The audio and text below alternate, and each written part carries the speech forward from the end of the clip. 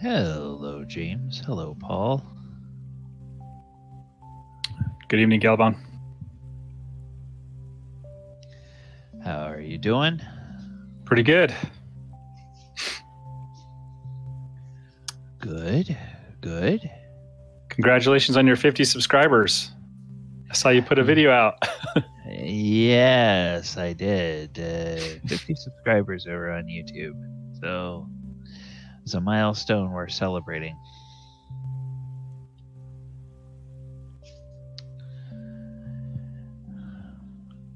I spent last year building a library of content. So this year I'm spending some time trying to learn from some folks that have had some success on Twitch and YouTube. So people like Alpha Gaming and Think Media and Ludwig and a few other people, and specifically looking for people that have grown big in the last couple of years, because one of the things I've learned about YouTube is that what worked for somebody 7 or 8 years ago is not necessarily going to work now, because YouTube is constantly refining and updating and changing their model and everything. Yeah, you got to find the tricks. Yeah. And a lot of people are of the opinion that eventually, not yet, but eventually YouTube is going to be the major platform for streaming as opposed to Twitch. Right now, Twitch is still the 800-pound gorilla. But a lot of people think that YouTube is eventually going to eat its lunch. So, hey, Skylin. Welcome back. Skylin was on the Monster Monday stream the other night.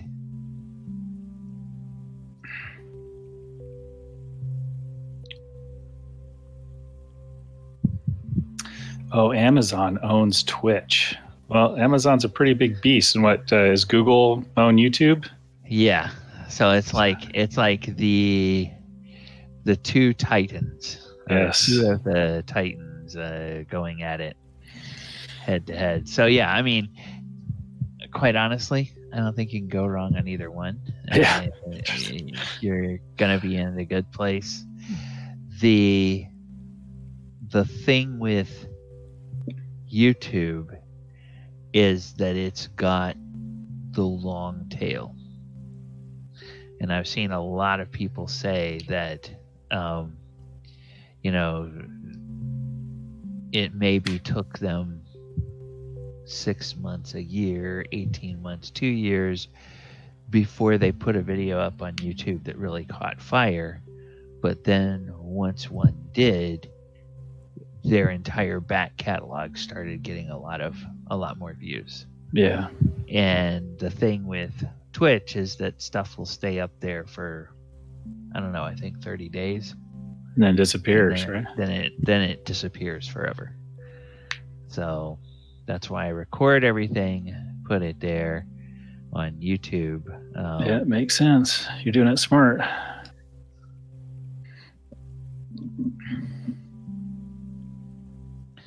And then I also have original content that's only on YouTube. It's my daily, shorter format stuff. Yeah, I've watched a few of your videos.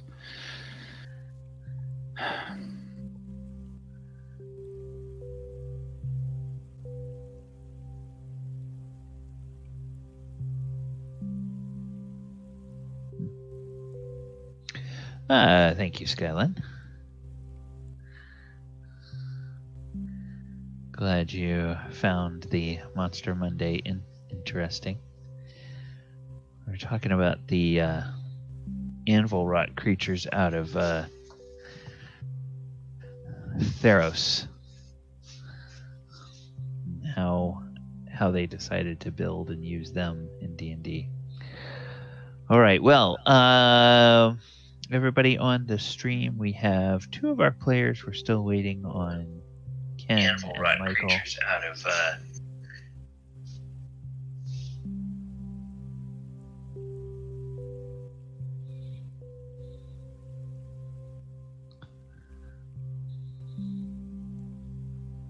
Hey, you guys. Hey, Paul. How are you all doing? Doing all right. I am glad to hear that.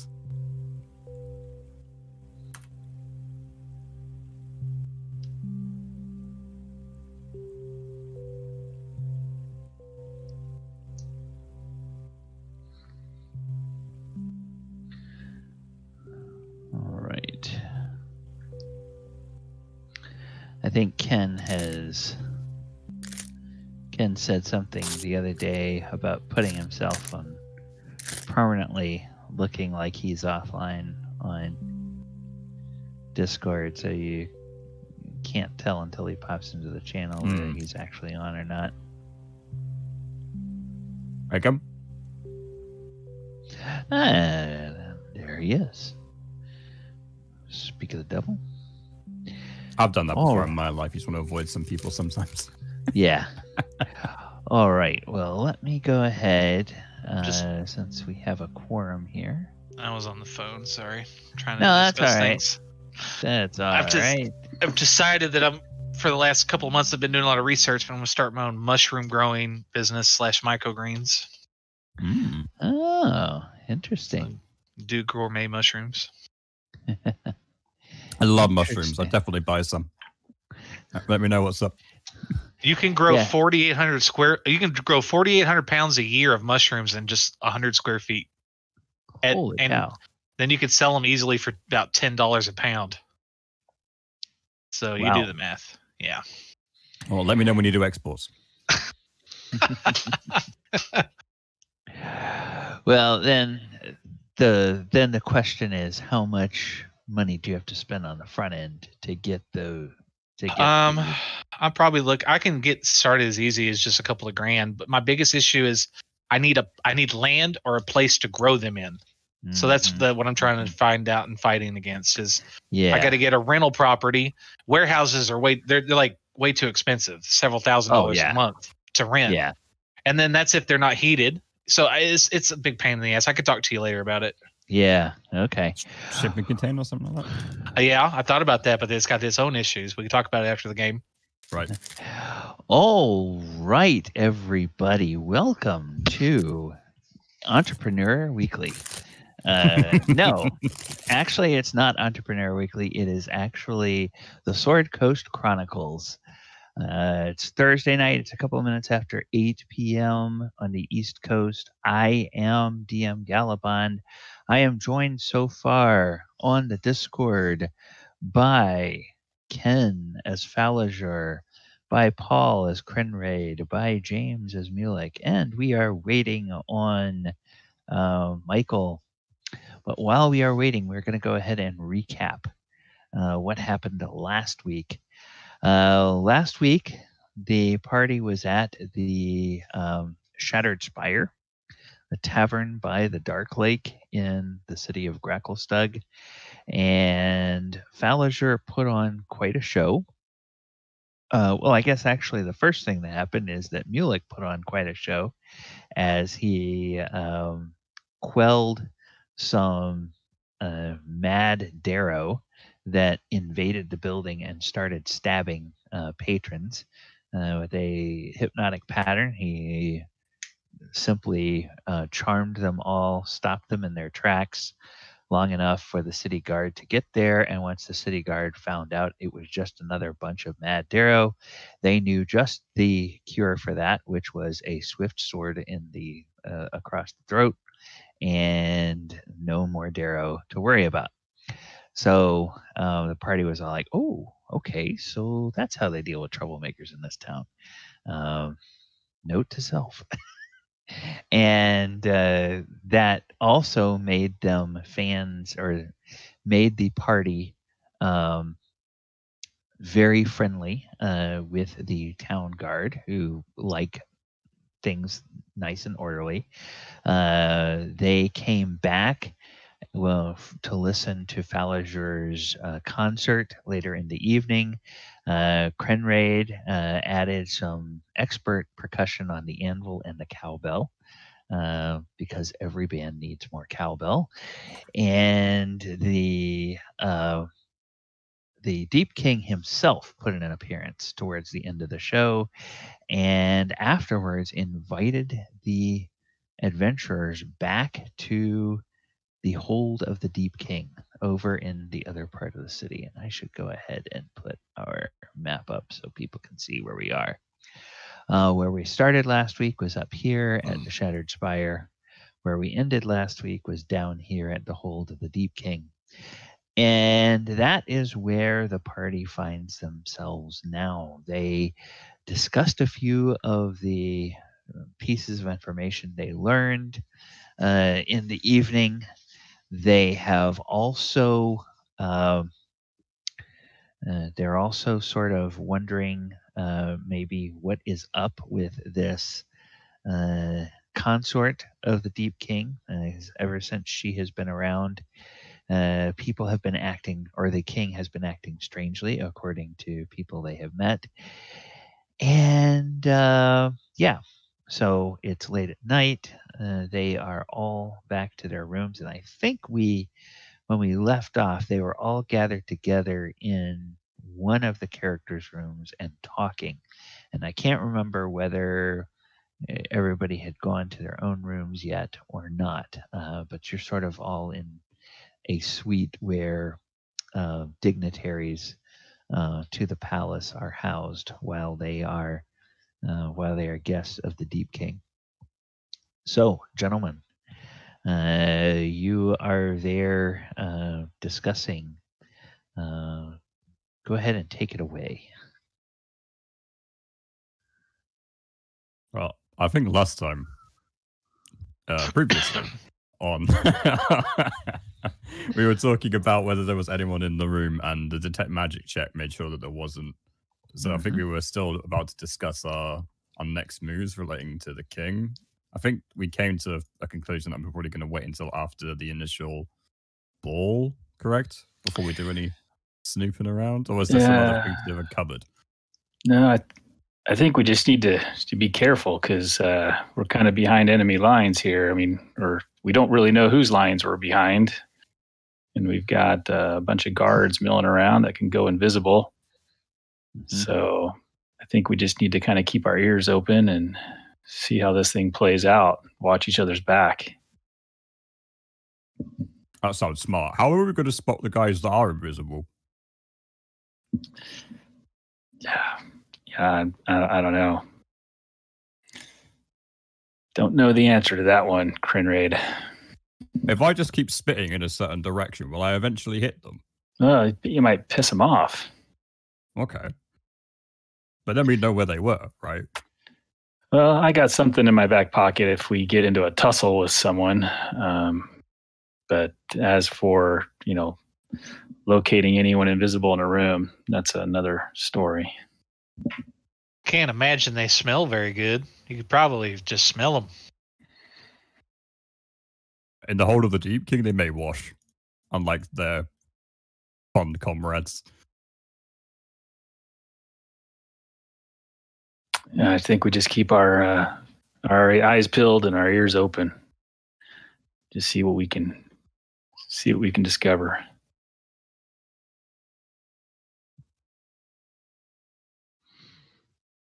Well, I guess we just go to that banquet party, and I'll be too busy playing, though. You boys will have to snoop around. Yeah, I think we get a good night's rest tonight and see what tomorrow brings us. I agree. Although I must say, I'm not really the best at the whole sneaking around thing. I tried that with the cult, and it didn't really end very well. I think you should just act natural. Oh, I could do that. You know, you have to remember that Crummy is at this point still wearing just a towel and nothing else, so he's El Natural all the way. I think we're all getting our clothes cleaned. Hmm. All right. Well, I think I'm going to head back to my room. I've got a few things I want to do before I crash, unless any of you guys have anything else to add. No, I think a hot bath's in order. Shouldn't someone keep an eye on Ken because of the whole shenanigans he did with his footsie? Who? With Falliger? Yeah, sorry, Falliger. Only my lovers call me Ken. You may get another one tonight if you're not careful. Are our rooms next to one another? Yeah, they're all in the same. It's like a big diplomatic suite where there's a common area, and then there are several rooms off of that common area, each one with a fairly large bed. Okay. I think, like we said, most of the furnishings in here look like they could accommodate guests that are up to the size of ogres. So you've got,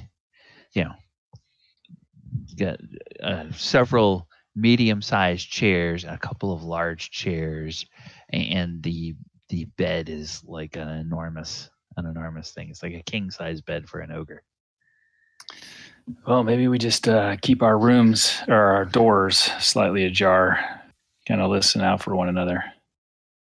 Well, I sleep like a rock. I might need to stay in the same room. I'll take the floor. Well, you've got your own bedroom. Yeah, I know, but what if someone comes in and we don't notice? Well, why don't you stay with Mulek? I'm safe. I don't need anyone in my room. Yeah, it's you I'm worried about because of the whole footsie thing. I'm sure that I'll be all right. Okay. What's the worst that could happen? You know, I really don't know. I think she might play footsie back, and it might hurt you. I really don't understand the whole premise of it, to be honest with you. Hey, Mulek, when you were testing for magic, did you notice any secret doors or anything in the entrances into this room? Well, I wasn't looking for secret entrances. I was just trying to detect magic. I want to look for secret entrances. Okay. With my experience in masonry, I'd like to help, specifically dwarven masonry, because that's a good point. Yeah. Okay. So I tell you what. You know how there's Krenraid, make a perception check, and depending on your roll, Falliger might get advantage on his check because you're helping him. Does he get advantage because he has stoneworking, or no? I think. Well, wait a minute. His history checks to do with stoneworking. Well, okay, then make your history check. Make your history check then. Can I do perception instead? Well, hold on. Stonework. I don't even know if the normal dwarves get that. I know stone dwarves do, or great, but stone cunning. Stone cunning. That's what it is. I'm assuming this palace is made out of stone or rock. Oh yeah, yeah. That's a good assumption, I would say. Yeah. Okay. Stone cunning. Whenever you make a history check related, you are considered proficient in the history skill, and add double your proficiency bonus to the check instead of your normal proficiency bonus. Okay. So, yeah, if stone cunning with a double proficiency is better than your perception, I'd say you should use that. Because that's at your level, that's what, they're +3 now? Yeah, so you should have at least a 6. Yeah. +6 plus whatever you're. Yeah. Or I can assist you with guidance, and then you get advantage. Oh, okay. There you go. It looks like Great. stone. Okay, I guess I'm not getting any help on this What- one. All right. How are you at -1? Because that's intelligence. That's intelligence. So, Yeah, he's Uh, not the brightest. It's stone. I don't know if you noticed. in your just out of giggles and grins in your character sheet, when you, I'm gonna try to pull up Crinraid here. I was thinking that from roll 20, it would let you. Wouldn't you be at least a minimum of a 5? It would be 9, the roll. But Yeah, I don't know why it's not automatically adjusting for your racial. And I don't know why it's not actually automatically rolling. Unless you're just Well, using roll 20. yeah. Okay, all right. Anyway, okay. So yeah, that. Okay, so just a straight roll for me. Mm-hmm. Yeah, straight roll. All right, I will guidance myself. Surely it will not be that bad. It's stone. I helped. Yeah. All right. Perception plus guidance. It's not too bad. 16 and then 3, 19.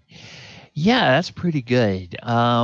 You look around and you are positive that there are no secret entrances, and the only magic, if you can call it that you guys found at all were the wards on the outside of the windows, keeping anything from outside the palace getting in. That was the only kind of magic that Mulek detected when he was doing his detect magic in the room. So it doesn't appear that there are any secret doors leading in here. Well, boys, I'm pretty confident. This isn't like the royal chambers or something, but No. there's no secret doors I can see right here. So I think we're all right. All right. Yeah, and I'm gonna bring Casper back. I'm gonna have him watch the room for us anyways. So I'll have him alert us if anything He's going to be suspicious happens. in your room, or he's going to be outside? I'm gonna have him I'm gonna put him, once I cast the spell and create him, I'm gonna have him in the common room. Okay, in the common area. Okay. Yeah. All right. Wait, is Casper your monkey? No, Casper is my owl. You have an owl? Where'd you keep an owl? Where do I keep an owl? Oh, Yeah. it's a bit above your intelligence level, I'm afraid. Nah, I'm just kidding. I'm wicked smart. What are you talking about? No, my owl. He actually got destroyed in that battle that we rescued you from that evil cage you were in. I just haven't brought him back yet. No, I don't think I've brought him back yet. Who? Yeah, I'm sorry for your loss. Casper. Oh, yeah, just kind of pokes Kenred in the ribs. Who? Casper, I think. I still don't know who you're talking about. Apparently there's an owl he owned which was destroyed, and now he wants to bring it back. I think maybe the owl's got a twin or something. I don't understand. It was a joke, Kenred. Oh. Owls, they go, who? Yeah. He was testing your intelligence. Did I pass? Yes, you passed. Moving on. Congratulations. Never doubt the power of the mind, eh?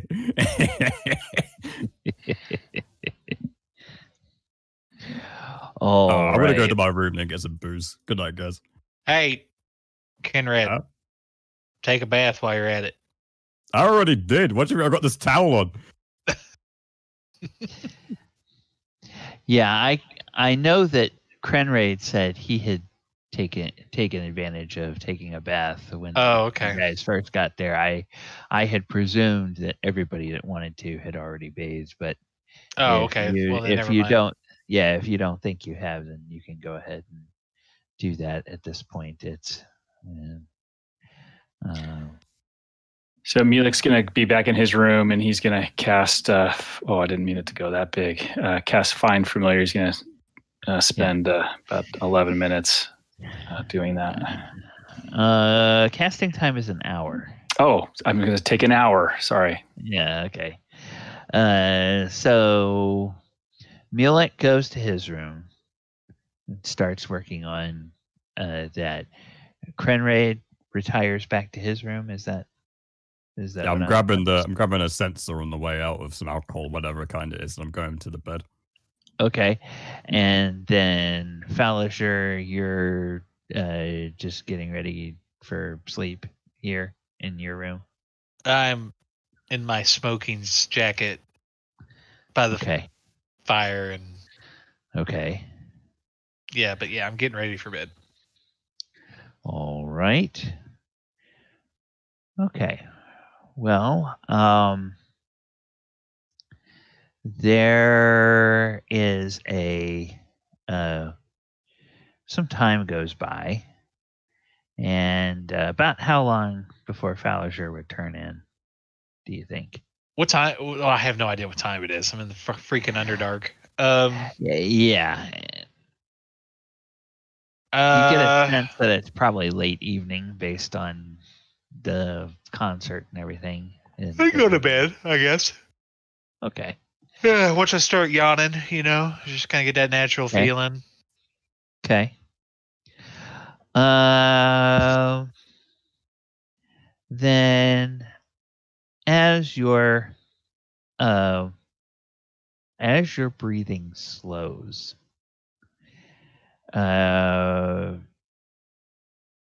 there is a slight rustling in your bedchamber, Falasher. What? Slight rustling? There's a rustling as though someone or something is moving around. In my room. In your room. I thought we checked for magic. Oh, God bless. It's a Rachel. Sorry. No. What? Okay. I don't see that's possible. Where at in the room? Near the door. I'll call out. Just so you know, I know you've been here this whole time. Why don't you show yourself and we can have a conversation? I won't bite you too hard. Well, actually, I am presuming that you would have by this time, your eyes would be closed and whatnot. So, well, shit. When you open your eyes, you see a female figure. God, here we go. Near the door. However, it is not the consort. This female figure is a very scantily clad, almost scandalously so, scantily clad wood elf. What? That is there. And she says, shh, be quiet. I'm risking everything by being here. I'm a prisoner of the Deepking and his consort. Please, you have to get me out of here. What kind of prisoner? You mean dress on the way you're dressed? Are you a sex slave? And she like her head drops, and she almost like cringes when you say that, and she says,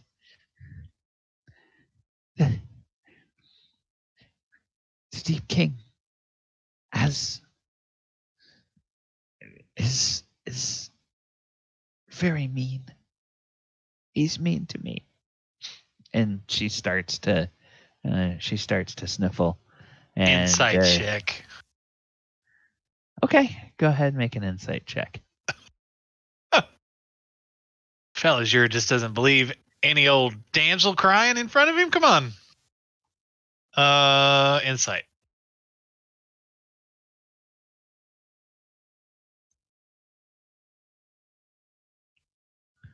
Okay. Oh, okay. Yeah. She's not being honest with you. She is not being honest with you. How do I know I can trust you? And she looks up, and then she gives you what is perhaps the most seductive look you have ever seen from an elf of any kind. And she says, "Because you're my only hope, the only way I have to get free." Would you be willing to trade your body for freedom?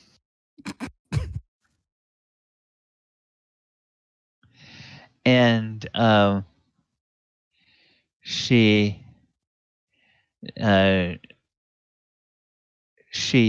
at you, and there's this look that starts to cross her face, and the look is almost like a look of shock and horror, but then it sort of changes into a grin, and she says, My, you are clever. Perhaps too clever." And then she disappears. Oh. You see, before you go, wait, she like disappeared, or like bamped out kind of thing, or what? Make me a. Yeah, it seemed almost like she took a step, and as she was taking a step, she disappeared while she was taking a step. Make me an Arcana check. See if the dice are kind to you.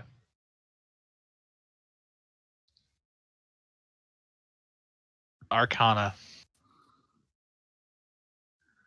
Not usually, but you never know. I've rolled pretty good. Nope. But no. But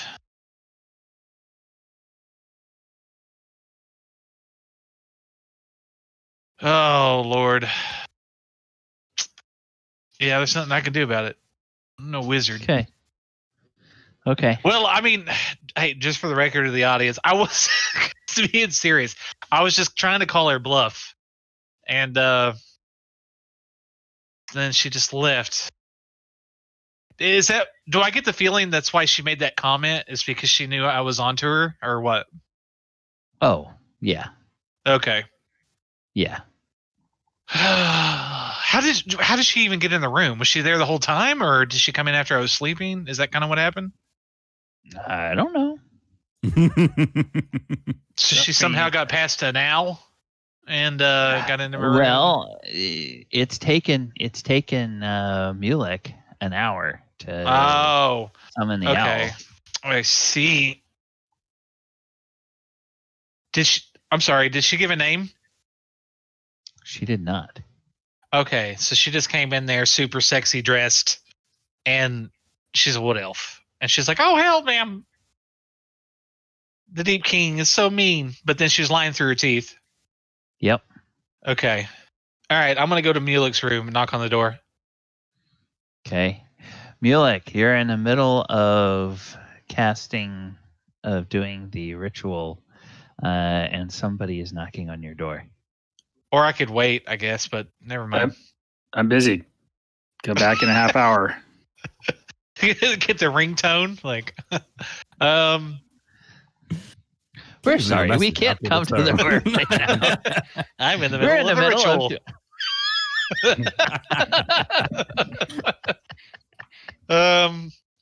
Okay, I'll wait another 20 or 30 minutes, or at least till he opens the door or something. Okay.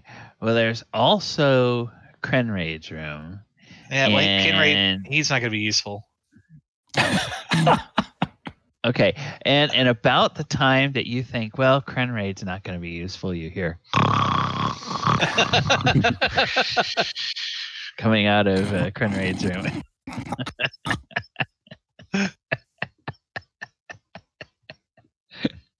Yeah, Oyo's just like, nope, I'm letting that one lie. Okay, so he told me to leave the door slightly ajar. It's not my fault I sleep loud. All right, so after a little bit of time, we'll say 45 minutes had gone by. So 15 minutes later, Mulek finishes his ritual, and you hear this. If the door is slightly ajar, as Mulek said, you hear this slight little pop, and there's this little as the Casper comes into being, and then Mulek starts making soothing noises as he pets the owl. So I knock on the door. Come in. I come in. Sorry about the delay. That's all right. You're not going to believe what in the hell just happened to me. Try me. You want to take a guess? You got a visit? Yeah.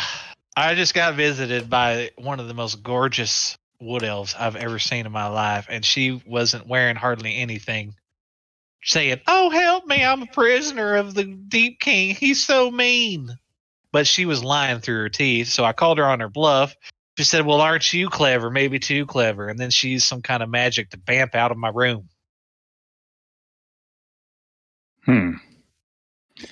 I'll reach into my pocket and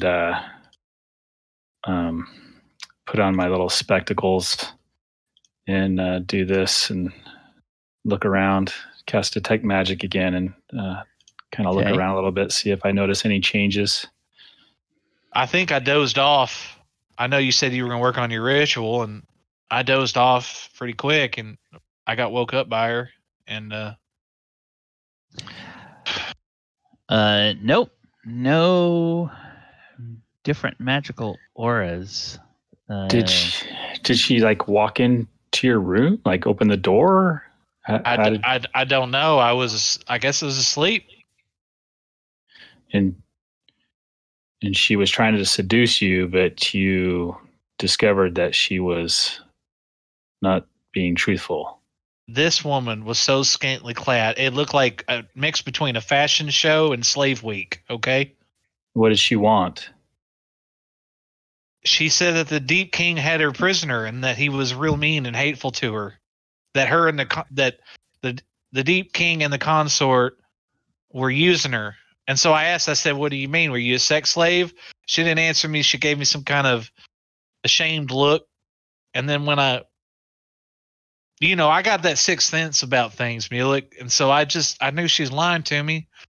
So I said, well, would you be willing to trade your body for freedom? And I guess she didn't like that answer. And then she's like, well, aren't you too clever? Maybe too clever. Or, aren't you clever? Maybe you're too clever. And then she just bamped out. So maybe I could have handled it a little bit better, but. Sounded like you were being tested. You think that she might have something to do with that? You think she might have something to do with that dragon cult? I think it has to do with something with the consort. But why a wood elf? What in the God's name would a wood elf be doing down here in the Underdark? How do you know it was even a wood elf? I know what a wood elf is. I'm half elf. Well, what if it was a disguise? I mean, I guess that's true. We got to be careful. You and your footsie fiasco, I think, put a target on your back. I think you were being tested. And I think this consort's trying to discover any kind of motives that we might harbor. I guess next time I just need to be a little bit more suave and not call people out so quick. Well, damn it, she woke me up. I was half asleep. I was tired. Yeah. You know that. You know what it's like when you first get woken up. Yeah, I get it, man. I get it. Huh? So she just disappeared? Like she took like a step and just. I'm assuming she used some kind of misty step or some teleportation spell. Well, I got Casper here, so he'll keep his eyes and ears open for us. Alert us, hopefully, if he hears or sees anything. I think we definitely just need to be on our toes and be careful. Not make any promises and not believe 100% everything we hear or see. Yeah, I'm just sorry. I could have handled it better, but that's one of my weaknesses is when I first wake up. That's all right. I don't think you gave anything away or let them believe that we're leaning one side or the other. So I think that's a positive. They may think you're a little kinky, but it's always worse than that. She definitely got a kick out of what I said because she got this mischievous, come over here, big boy, look. And then she said what she said and she bamped out. So, I don't know. Yeah. I guess we'll find out sooner or later. These kind of things usually bite me in the ass or at least find me in the back alley somewhere. Yeah, I think we just got to play a little more middle of the road. I mean, we've already let everyone in this area know that we've got some talent, that we can do some things. Probably not the most ideal situation. But I mean, look, we're in the king's castle now, so. Well, yeah. I didn't really give her hand away. I kind of played it neutral, just slightly pervy. So maybe, hopefully, we'll see. Yeah. See what tomorrow brings. Just need to keep our eyes out for each other. Well, I guess make sure your door is locked or something, because I guess they can, whoever she is or what she was, definitely had no problem getting in and out. So, well, I don't think a locked or closed door could have prevented that. Yeah, it's true. All right, good night, Mulek. Yeah, good night. And I'm gonna whisper a few things to Casper, have him, perch in the main common area to keep watch for the evening, and then I'm gonna go to my room and I'll leave my door slightly ajar. Hit the hay. Okay. All right. Well, in that case, the rest of the evening passes, and Krenraid, you have the most wonderful dream. The dream that you have is you are in a tap room, and there are brass taps that, as far as the eye can see, either way, and they all have different kinds of dwarven ale that can be poured. And there are buxom dwarven barmaids to pour the ale for you. And the piece de la resistance is that the mugs here are all made from hobgoblin skulls. Okay, immediate reaction. Completely ignoring the wonderful buxom women is to turn on every single tap possible and put my mouth in front of them and just run around the room trying every single. I'm leaving them on, by the way. My immediate thoughts was to try and get it like deep enough that I could swim in booze. And as you start turning the taps on and running, the barmaids, they laugh, and you can hear applause from somewhere. And maybe the room fills up enough for you to swim, maybe it doesn't, but your dream just fades out very pleasantly after that. Mulek. Yes. You are asleep, and you have a dream, and your dream is troubled by a familiar face, a familiar half-elven female face that you know from long ago. Mm-hmm. And you see this person, and they are standing talking. They are facing you, and they're talking to someone. It seems like it's probably a man whose back is to you.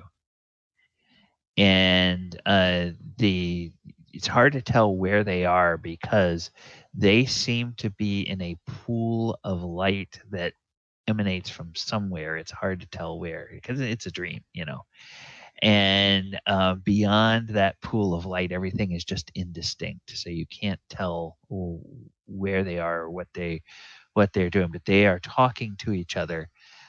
They seem to be having a quiet but very intense conversation. And then as you're looking towards it from the right, stepping into the pool of light is another identical version of this woman whose face you know. And she steps up to the first one, and the two of them talk to each other, and then they turn and they talk to the man, and then the one who came in turns and walks back away out of the light. And then your dream ends. So that whole, and I get the feeling that they don't know that I can see this, right? I'm not like part of their what's going on. I can Correct. just see what's going on. Yeah. So I would be sweating. My fists would be clenching in and out. And when I would see that other identical person come in, I would be completely flummoxed and confused and worried and concerned, trying to figure out what I am seeing. But the biggest thing is I'm just sweating and feel ill while that's going on. Okay. And Falliger, as you are asleep, you have a dream, and you are outside a stable, and you hear the neighing of a familiar sounding stallion. And suddenly you're not outside the stable, you are inside the stable. And there in a large stable fit for a king among horses is Rusty. And there are a line of presumably owners that are bringing very fit mares into the stable for Rusty to have his way with them and breed with them. And then your dream ends.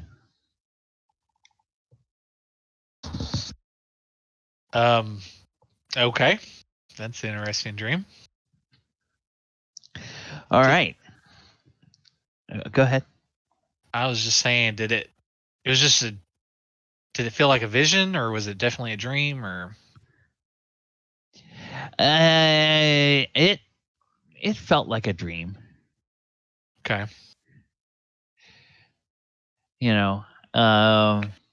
If you were to go all Sigmund Freud on yourself, maybe it was like, well, at least if I didn't get lucky, maybe Rusty is getting lucky. I just didn't know if it was like a futuristic omen or what, but yeah.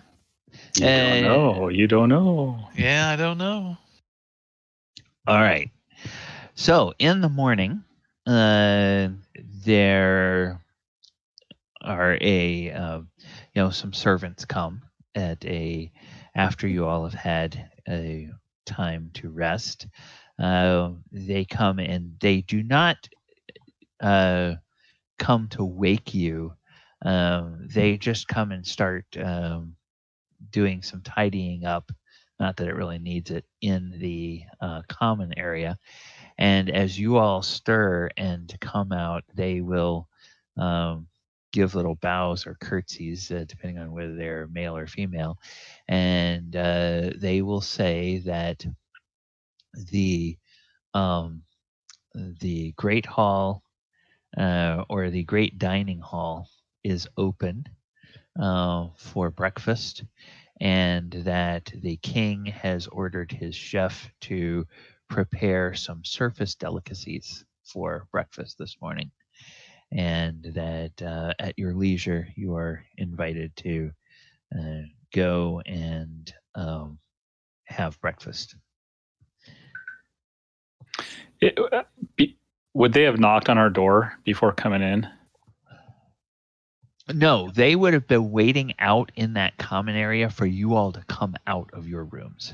So is there not a door from like a hallway into the common area, or is the common area just open too? Yeah. There's a door from the hallway of the common area. So they actually would not necessarily have knocked. If you all had locked that, they would use their palace keys as staff of the palace to unlock and open that. At first commotion, whatever, Mulek would have gone up and quietly or discreetly vamped Casper out. I guess actually somebody coming into the room probably would have been one of the conditions that Casper would have mentally alerted you, hey, something's going on. Yeah, and since I would know that it was morning, I would have vamped Casper out. Okay, so that's fine. Yeah, it's like, hey, there's a key in the door, and you're like, it's morning. And he's like, hey, can I? Oh, thanks a lot. Yeah. I want to keep him on the down low, so I just kind of want to just vamp him Okay. out. All right. So he's out, and so yeah, they tell you surface delicacies. You would probably then be the first to respond to that, since you knew as soon as they came in. Would you go ahead and tell Krenraid and Falager? Yeah, Or would yeah. you just wait for them to wake up on their own? No, I would just start to rouse them up. Okay. If it's all right. already morning, Fenrir would already be awake doing exercises.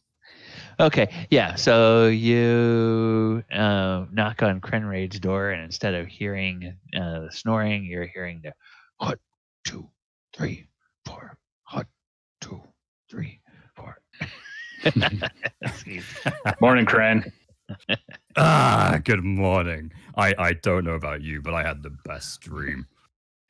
And I look a little confused, thinking back on my dream, and yeah. All right. Well, you ready for breakfast? Always after a workout. We better go get our friend, though. Yeah. He hasn't been eating, has he? He hasn't been what? Has Eaten? he been eating? No. I don't think so. Falager. You awake? Hey, you've been eating. Is that what I hear outside my door? Yeah. You awake? Apparently, yes. Yeah, I've been awake for a little while, and I'll come and open the door. Looks You like they boys got hungry? breakfast for us. And you weren't it.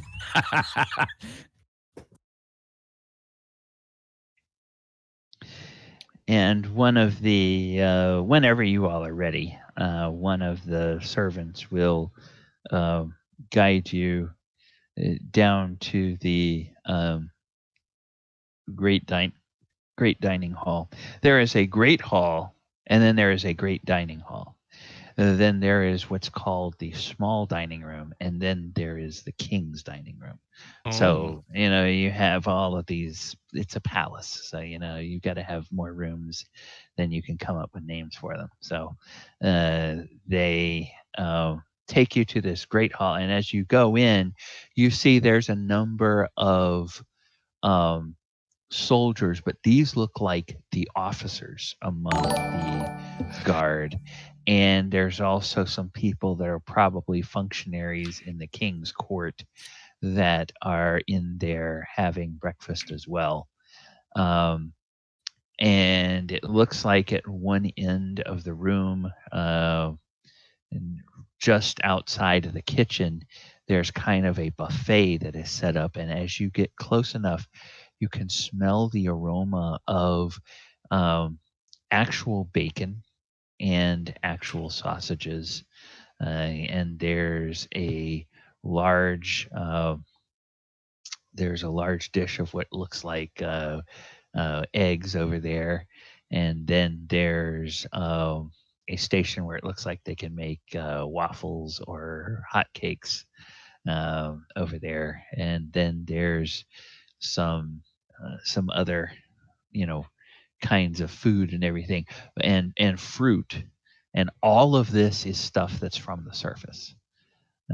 So, this tells you that Gracklestug, yes, indeed, does have a way of trading with the surface, because they have these things, and they all look really good. So whether they use some sort of magical means of preserving them, or whether they get, a regular supply of fresh stuff from the surface, you don't know.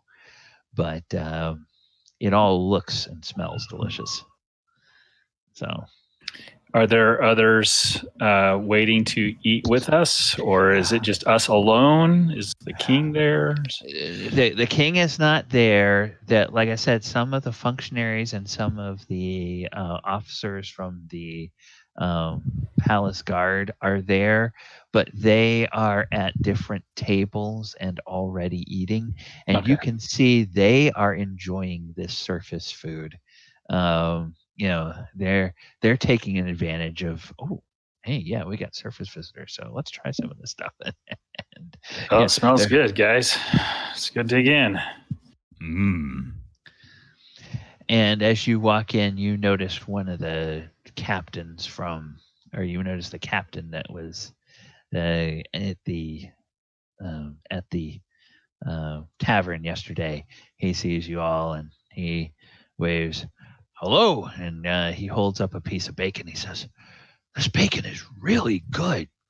It almost makes me want to go and visit the surface."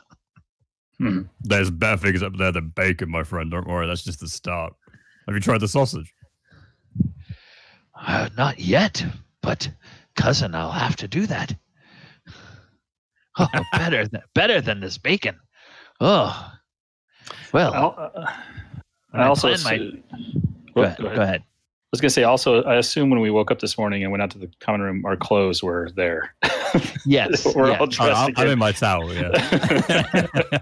Yeah, your clothes are there, all right. and all freshly cleaned and laundered, pressed, and they are so clean that you would guess that in addition to traditional laundry, there's probably also been some prestidigitation going on to actually clean them and then laundering them to make them smell fresh laundered. Nice. Yeah. You boys enjoying this food? Oh, yes. Yes, indeed. Yes, indeed. Yeah, it sure smells good. Mulek's going to grab some food and find a place at a table nearby. Phylogier's just kind of eating, but keenly looking around. Okay. Observing people in his surrounding. I'm going to nudge Mulek if I can as I sit down next to him with some food and just say, I don't suppose you spot any of those firekeeper guys, do you? I don't think I do. I don't know. I'm not as familiar with what they look like. Ah. You've read them in one of your fancy books then, I guess. Well, all of the stuff that you learned was a combination of what Mulek managed to pick. Because I think, if I remember correctly, Mulek had something like a 27 on his. Yeah, it was a really high roll. On his check. So it was, part of it was things you had learned before. Part of it was stuff you picked up from people talking. Part of it was stuff you remembered bits and pieces from lore, and then something that somebody said reminded you of something else that you had read. Because your mentor had a run-in with a dragon, so you've always been kind of keen on the different kinds of dragons and everything. But would I know that the Keepers of the Flame would be hobnobbing in the king's castle? Oh, from the way the rumors are, the Keepers of the Flame are at odds. At odds, right? Yeah, that's what Stoneguard. So probably not. They probably wouldn't be. Yeah, Cran. I don't think that group is. I think we're going to find any in this castle. If they're here, they're not going to let these guys know that they're involved. But they are missing out as he stuffs his face full of food.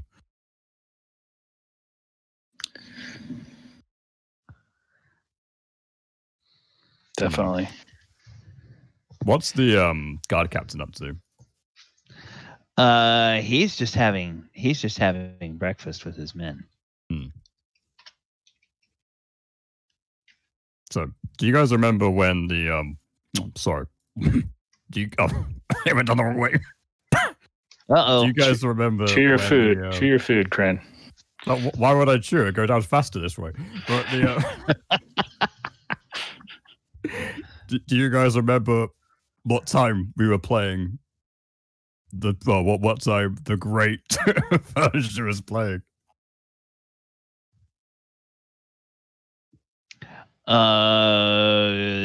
It wasn't specified, but because it was a banquet, it'll probably be the evening. Yeah, that's what I thought, but I didn't know. Yeah. So you guys are given a good 45 minutes, hour to have a nice leisurely breakfast. There are offers of hot tea, coffee, fruit juice, again from the surface. There's also some juice that they make from mushrooms that's native here to the Underdark. And then, of course, there's also ale that's available for breakfast. And you see that most of the Duergar are having ale with their breakfast. Mulek's going to stick with the fruit juice. Okay. All right. Hey, Fallinger, they got some good mushroom drink over here. You might enjoy some of that. Yeah, you try it first, buddy, and tell me how it is. No way. No way. I'll try. I drink love what I know. mushrooms.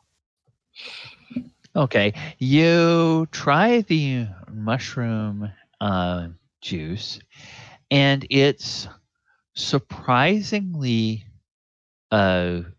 both mildly sweet and very refreshing.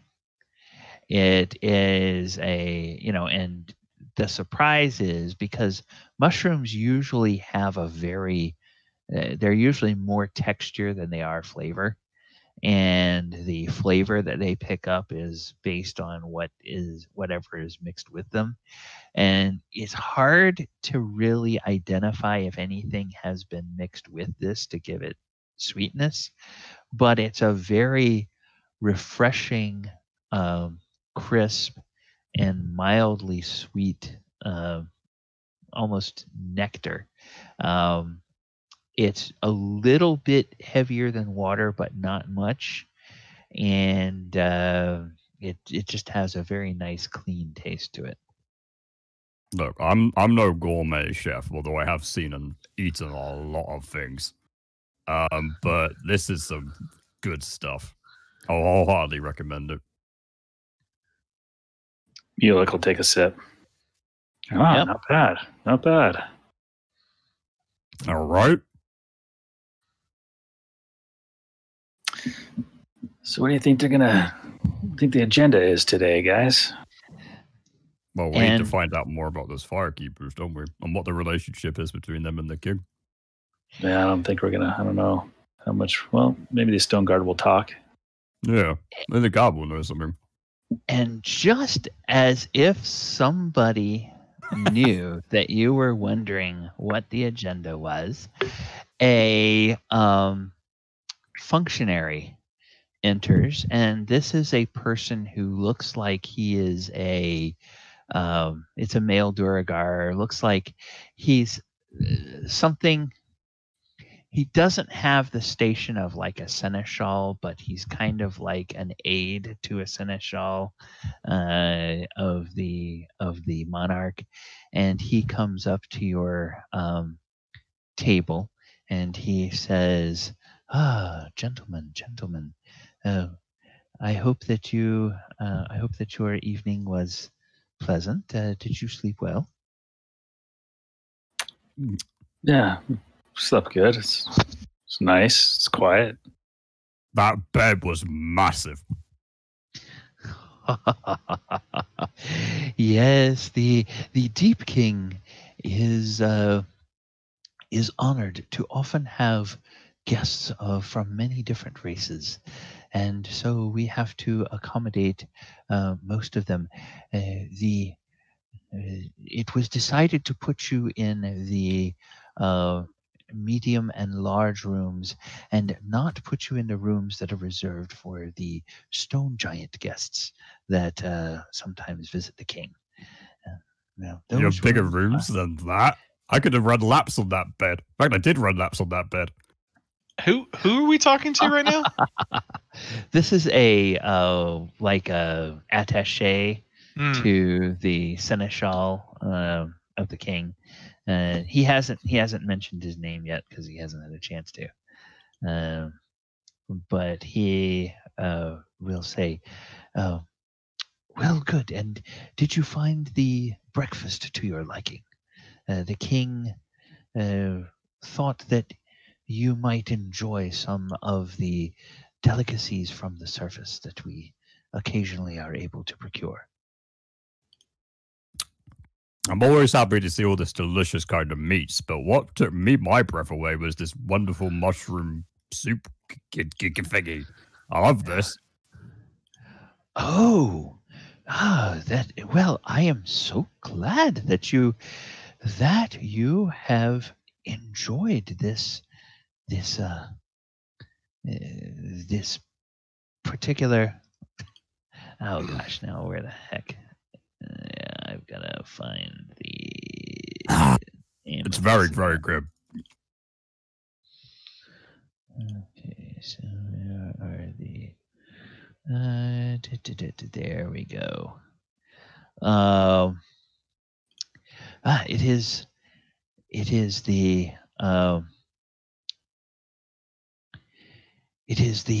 water orb juice.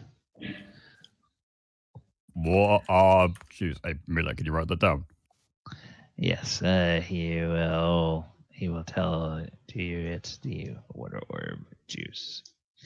He says, yes, the water orb is one of the fungi native to the Underdark, and it grows in shallow pools.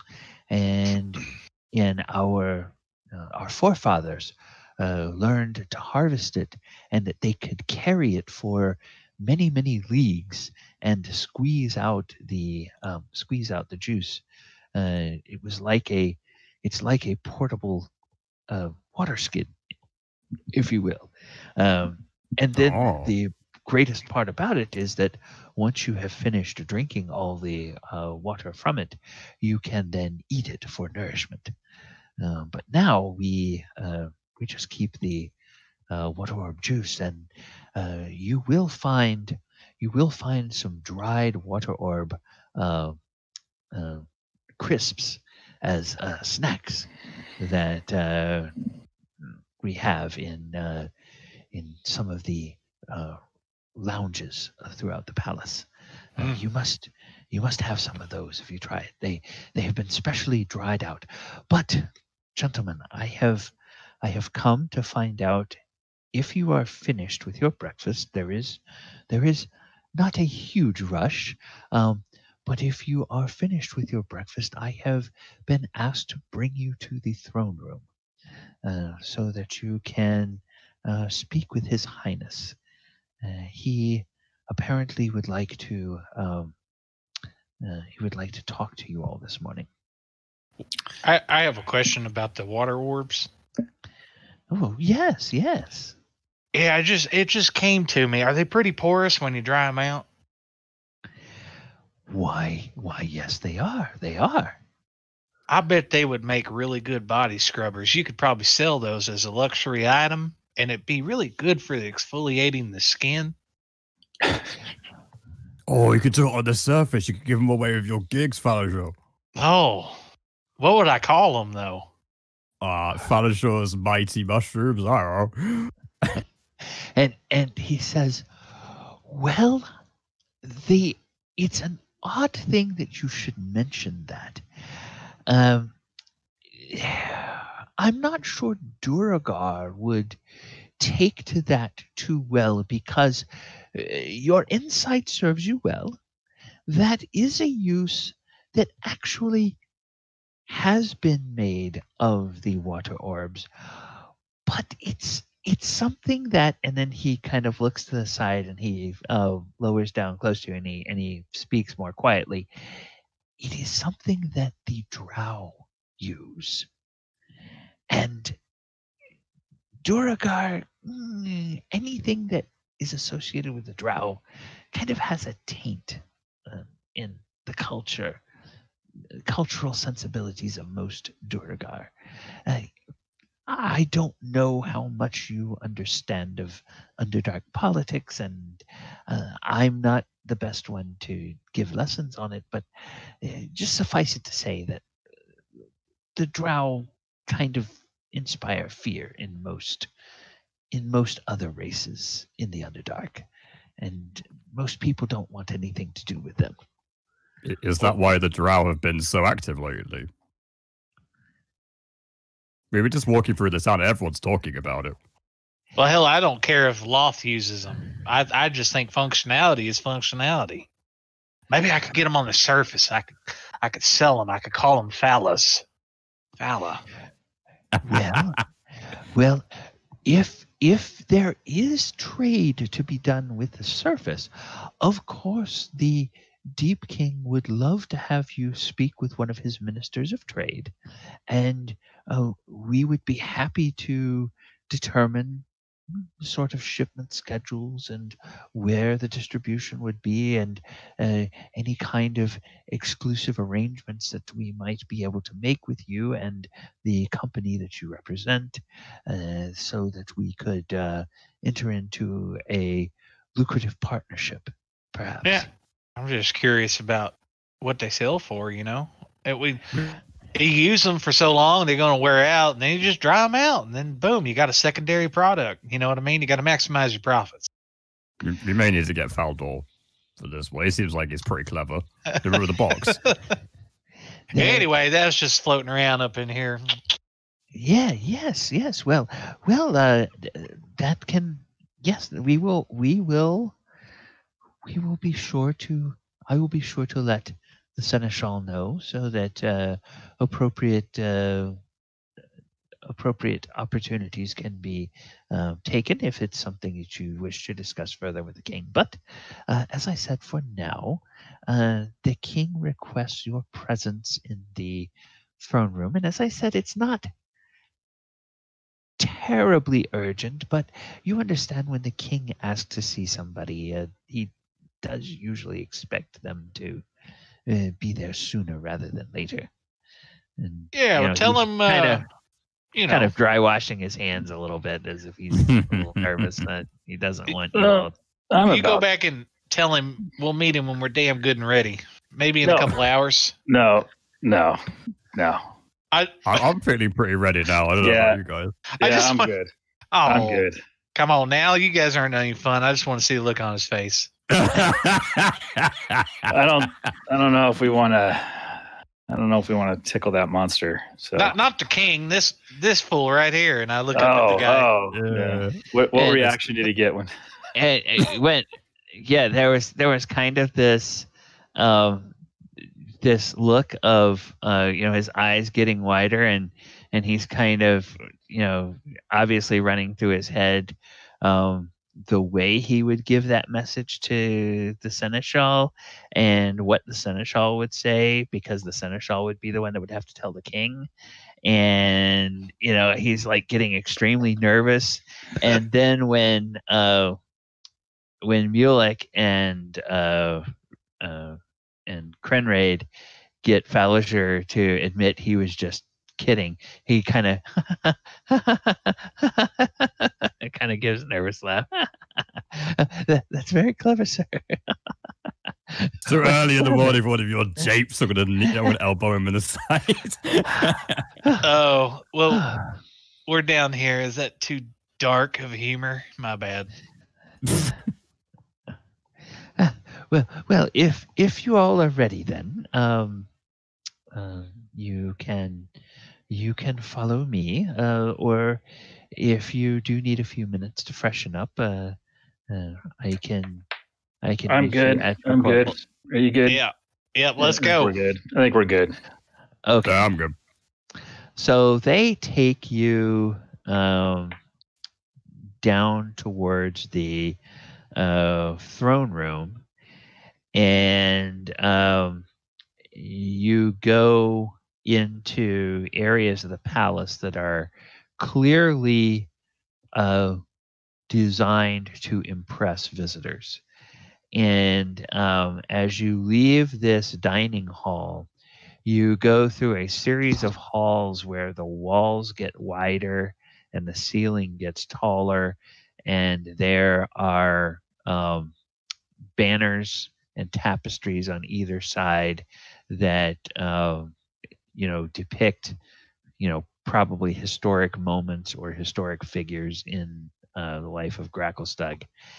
And you eventually come to the this hall where there are these two gilded doors, and the hall that you're in, the ceiling is fully 50 feet high, and arched scroll stonework on the ceiling, and the doors in front of you are 30 feet tall and are gilded, covered in like gold leaf on the outside, and they depict two enormous duergar warriors that have large stone hammers, one on each door, and they are just sort of poised, standing at attention, sort of like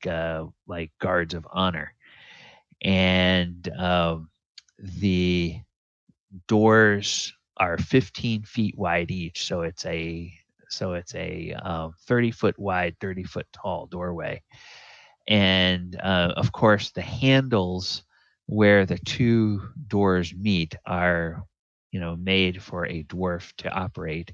And there's one dwarven soldier with a pike at each one. And this page comes up and gives a little bow to the soldiers, and the soldiers each just turn the handle and seemingly very easily start to open these doors. And of course, that's no surprise to Krenraid, because these are dwarves. Big, huge, enormous stone or heavy, gold covered doors, would be very easily balanced by dwarven craftsmen and dwarven engineers. And as you open up, you look into the hall where the throne room is. And this room is meant to be impressive. Lava pours down through troughs that are cut into the black basalt walls of the throne room. The heat here is oppressive, and the air kind of smells of sulfur.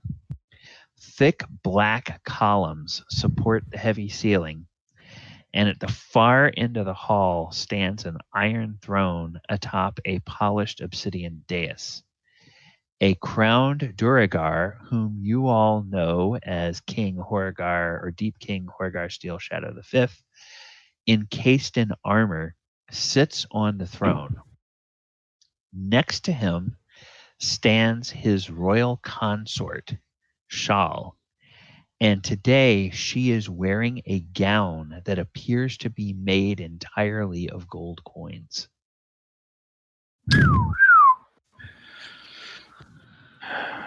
Wow. And she also has a tiara that glitters with diamonds on her head.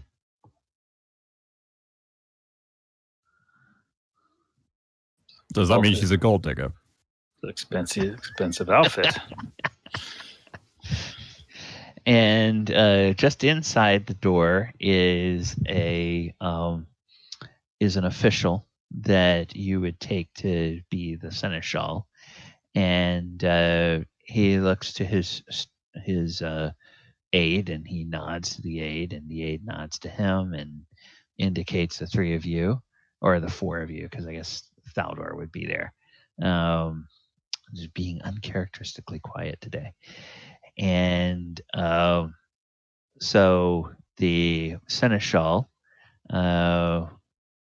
walks up or motions for the three of you or the four of you to follow him. And he goes forward, and he stops about 40 feet away from the 40 feet away from the dais where the throne sits. And everybody, all three of you, can give me an Arcana check at this point.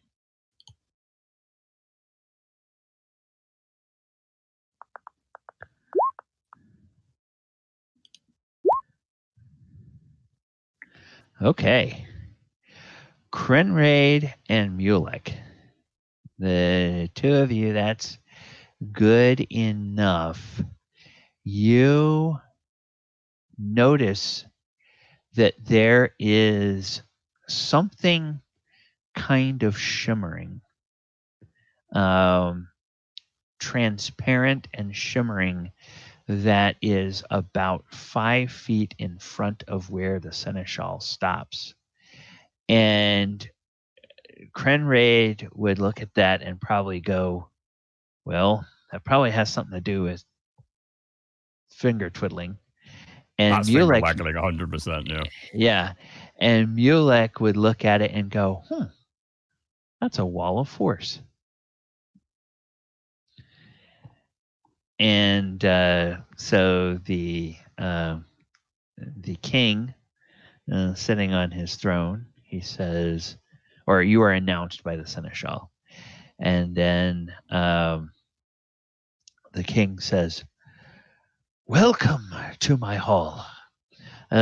Seneschal, guards, you may leave us. The security measures are in place. I am safe. And the seneschal bows and says, as you command, your majesty. And he turns and he walks back. And as he walks back, you guys hear the sound of disembodied booted feet that follow him out the doors that you came in. And then the guards retreat back outside and they close the doors, and the king and his consort are both silent until the doors at the back of the hall are closed. And it seems like you and the king and his consort are the only people in here. And with that, we're going to go ahead and take our break. I have 23 after, so let's go ahead and take about 10 minutes, and we will come back for the second half of our show. Chat, thank you guys for being with us and hanging out tonight. If you have any questions for the DM or questions for the players, go ahead and throw them into the chat while we're on break. We will answer those before we get started. In the meantime, I'm going to put the music on for you guys, and I'm going to put the slate up with the timer. So we'll be back in a few minutes.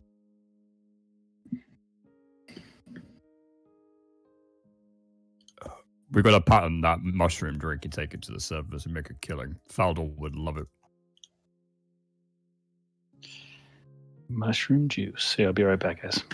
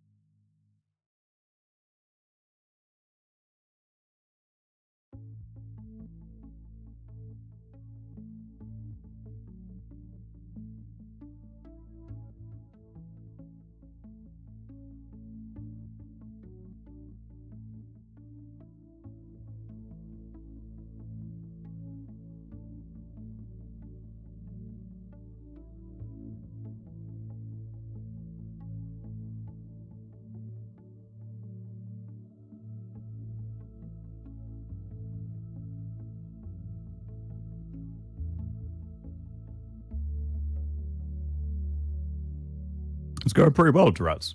We've got a player missing now, unfortunately, but it's going pretty well. We're carrying on the run that we had as a party, doing this pretty fun in-based show that we did, which was really cool. We had like cowbell and people playing, failed and succeeded performance checks. So that got us an in with the king, and that's kind of where we are right now. But yeah, it's good fun. How has your day been?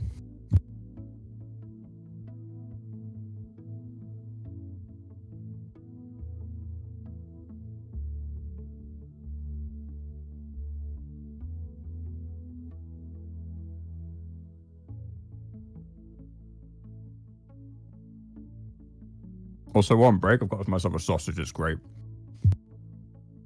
All that talk of food in the breakfast bar, I couldn't resist. Yeah, you're eating your early breakfast. Mm-hmm.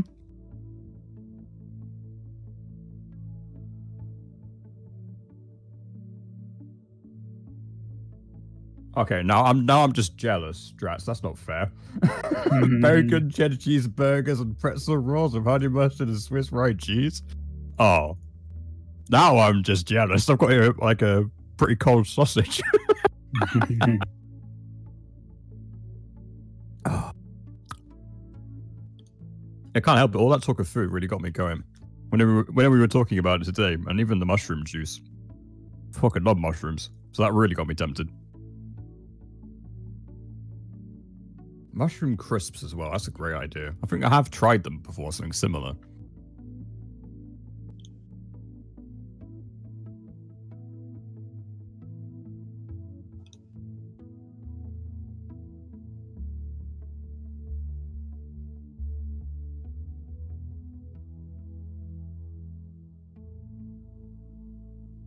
Well, if we ever have a real life session, Drats can bring the food. Yeah.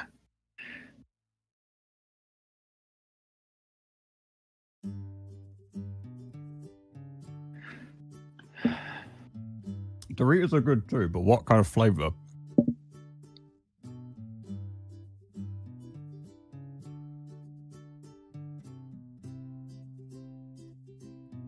Doritos are addictive as hell. A cake? Oh, what kind of cake? This is just turning into food chat, and I'm absolutely okay with that. If you had to choose, James, what kind of cake would you want? Oh, what kind of cake? Yeah, I know it's a hard question. It's not an easy. I like all types of cake, but I like light, fluffy cake. Not a ton of frosting. I'm not much of a frosting person. Okay. But, anything kind of light and fluffy, it's good. Like a light Victoria sponge cake or something with not much frosting on it. Yeah, or just even a normal, just a yellow cake. You know. I don't know. Probably like a nice upside down orange pineapple cake with a little bit of whipped cream and shaved coconut topping and some sliced mandarin oranges or pineapple or something. Two of my daughters work at Cold Stone, so we have a lot of ice cream. It's called like an ice cream bar. Yeah, like a mixing. You know, you go and you pick your ice cream, and they mix in the different mixings and stuff. They make their own ice cream too. All I can think about right now is a Dorito lasagna. I don't know if you guys have ever tried that, but it's original Doritos that Skyrim would have. You put them on top of a lasagna and you bake the cheese on top of it, so it kind of munches together. And basically you have this really crunchy lasagna topping. And you can put a different flavor of Doritos in the middle and a different flavor of Doritos at the bottom. It's incredibly bad for you, but goddamn is it tasty. So I've done that with like your peanut butter and jelly sandwich. Yeah, a bit like that. Yeah. I've done that with like chicken enchiladas, and that turned out well. Like a layered chicken enchilada dish. Chocolate covered cherry cake and bacon cake with chocolate ganache topped with bacon bits. Oh. It is really yummy. Highly recommend it. Yeah. Hey, chat, thank you guys for hanging out tonight. Got a nice group of people, and they're all talking about the food that's been in the game tonight so far. They say the game's been filled with bacon cheddar cheeseburgers on pretzel rolls with honey mustard, Swiss cheese, and rye. There's chive and mozzarella filled ravioli coated in butter and Parmesan cheese. This is all the food that these guys have been eating, because we kind of took the conversation to that point. We just started talking to each other. Yeah, there's. If you had to choose a cake, Gally, which cake would you choose? Like, if you had to choose a specific cake. Oh my goodness! Can you turn the music off? It's hard to hear. Oh, sure. There we go. All right. Cake. Probably a cherry or strawberry cheesecake. You are a wise man, because I would also choose the same. Cheesecake definitely. Yeah, that to me is really good, and I don't have I don't eat desserts that much. What I will buy for desserts is I will buy at the supermarket. There's these little like 4-ounce cups of ice cream that you can get in, like a sleeve that has like 10 or 12 of them.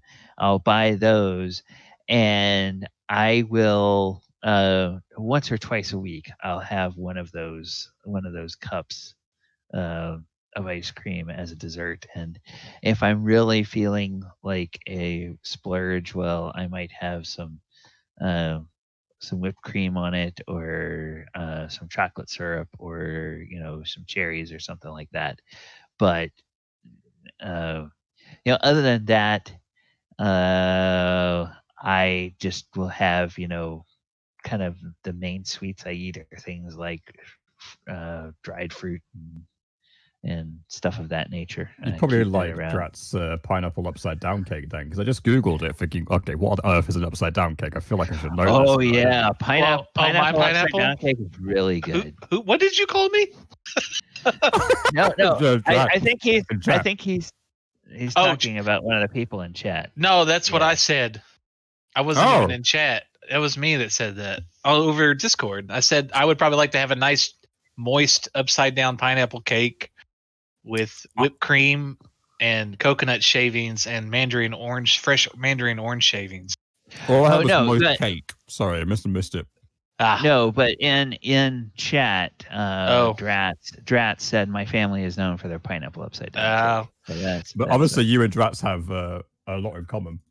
Well, it's just a really good go-to cake. You can use different kinds of alcohols and stuff to make it even more, Well, and rich. he's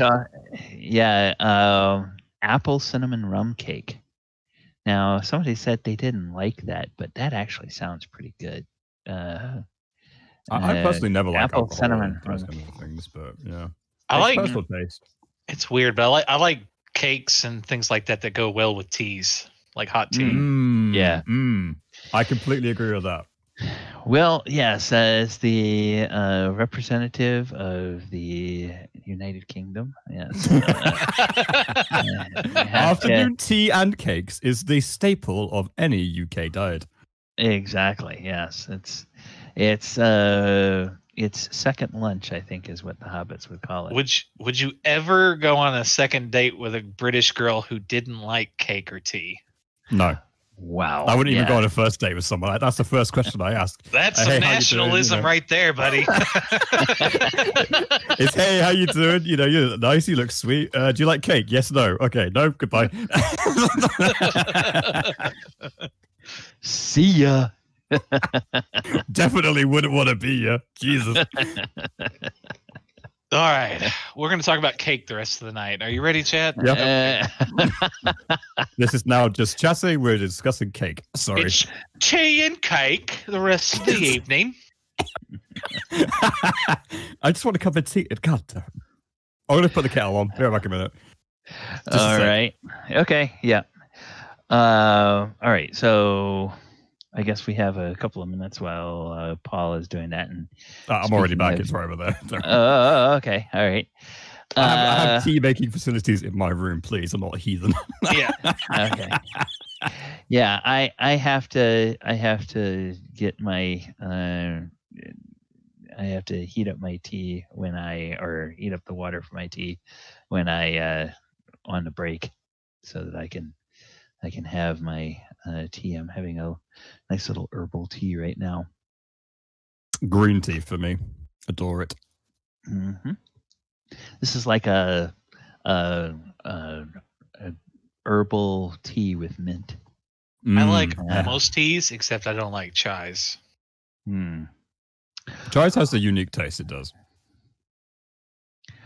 Oh, right. Well, when we last left off, we were in the throne room of the king. And the king had just dismissed everyone, and except for the party and his consort and himself. And he said, I hope you all can forgive the precautions, but putting the wall of force up is the only way I could get my soldiers to actually give us some peace. There's something wrong, and then you notice, and this is very obvious, so you don't need to make perception checks. You notice that Shawl gives his arm a squeeze, and he pats her hand, and he says, "We need help." The great king needs help. Yes, that's why I had to talk to you alone. I couldn't let anyone, even my most trusted guards, know that something is troubling me so. And well, you see, it's the visions that the Stonespeaker has had. And at this, you can give me a perception check. He said Stonespeaker? Is that Yeah. Stonespeaker, yeah. Okay. Ugh.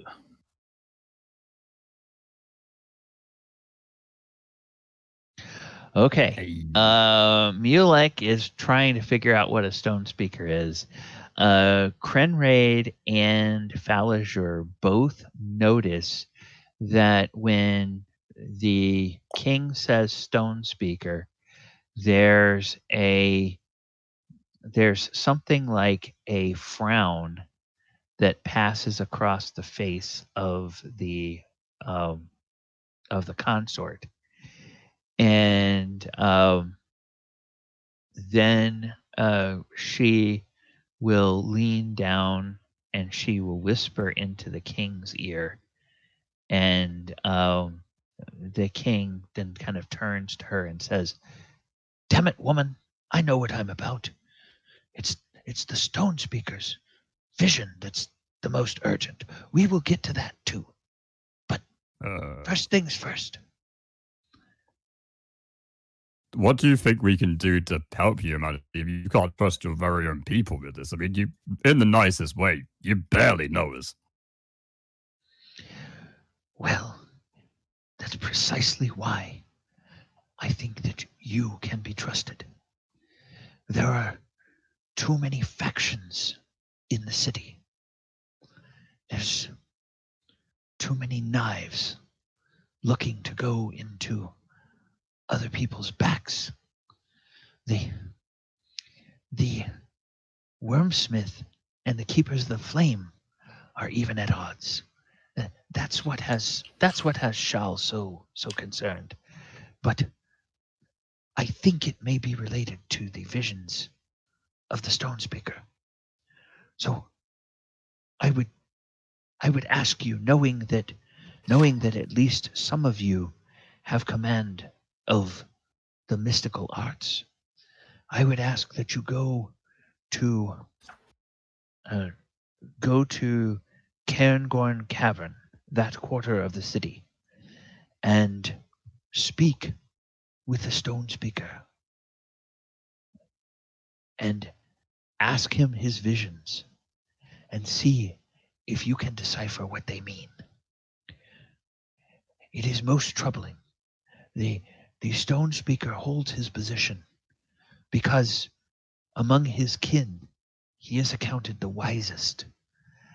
But there are strange visions that touch upon what his kind call the dreamlands, what you all and we refer to as the surface world. And because they touch on the dreamlands, he does not understand them. And yet there are other parts of his vision that fill me with dread. And I would know what they mean. And then I think, yes, dear. I think that we might be able to find out what is at the root of this strife between the Wormsmith and the Keepers of the Flame. Now, I don't expect you to know all about the commerce of Gracklstrug, but let us just say that if the Wormsmith and the Keepers of the Flame ever came to violence against each other, it would ruin the entire economy of Gracklstug. And I fear that the Drow would not waste any time in pouncing on us if that happened. Oh, that would be bad. Yes, those conniving bastards, they think they rule the entire Underdark already, and any chance they have to expand their reach and exert their control over other civilizations and other races, they do. But something is not right. I can feel it. Do you have any... I must ask, do you have any trusted agents within your court that you could assist our investigation with? And he seems to consider that for a moment, and then the consort kneels down and whispers something in his ear, and he says, "Yes, dear, I can trust you, but are you sure that's safe?"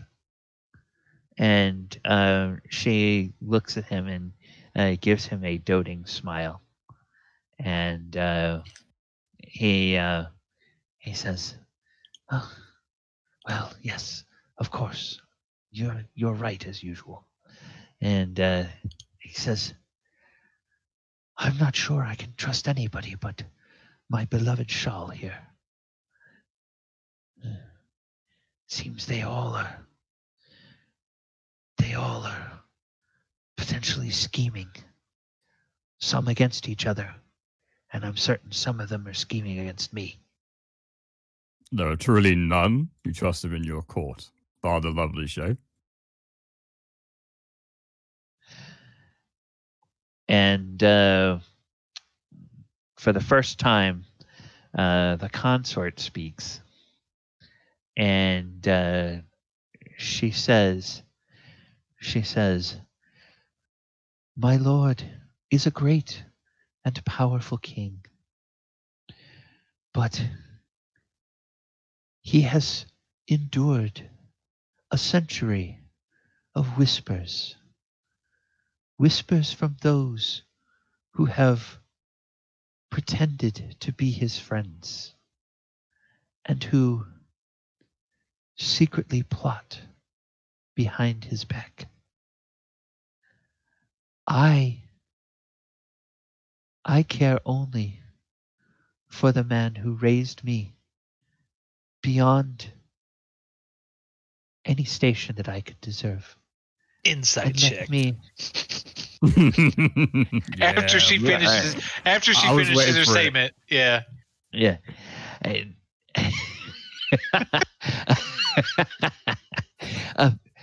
Who raised me beyond any station that I could ever hope to achieve on my own, and who has shown me more kindness than 10 husbands ever could. Is she duergar as well? Yes. Okay. So you guys anybody that wants to can do insight checks. Oh, I'm 100% distrustful if I know something's up. She was a dwarf. Maybe I'm misremembering things. Well, a duergar is an Underdark dwarf. So a duergar. Yes. I guess so. Yeah. What in the world? We are all very aware that this is very suspicious. Okay, I'm not saying the insight checks yet. Oh, we've all rolled them. Yeah. Give it a sec. Mulek got a 22. Falliger got a 23. Krenraid got a 20. Oh my goodness. Mulek's was a nat 20. Oh yeah. Okay. Now that's weird. When I look at the computer that is streaming, I see all those rolls. I look at the DM computer and they still haven't popped up yet. So okay, yes. Oh, on Twitch, I still see it on the home screen, the Sword Coast Chronicles. Gosh, yeah, thank you for reminding me. We got busy talking about food and I forgot to put it back on the map. Food is distracting in all fairness. Yes. Okay. Well, doesn't that just take the cake? Okay, but yes. Okay, now it finally showed up. Wow. Certainly turns it upside down, yeah. So the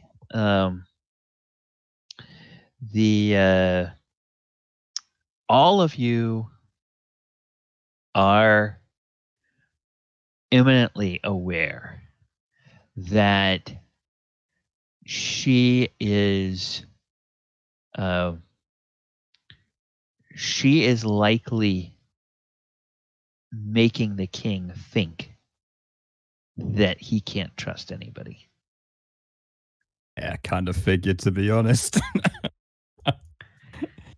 Falliger will look at her and all seriousness. He'll kind of, he's faking a little bit, but he'll say, "My lady is as wise as she is fair. And what would you suggest that we do?"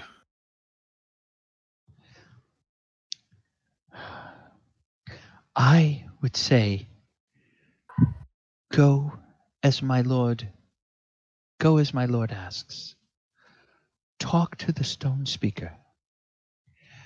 But make sure that you also talk to the Wormsmith. I would trust the Wormsmith more so than the Keepers of the Flame. The Wormsmith, after all, is the one without whom Gracklestug would not have its great forges, would not be the center of commerce that it is.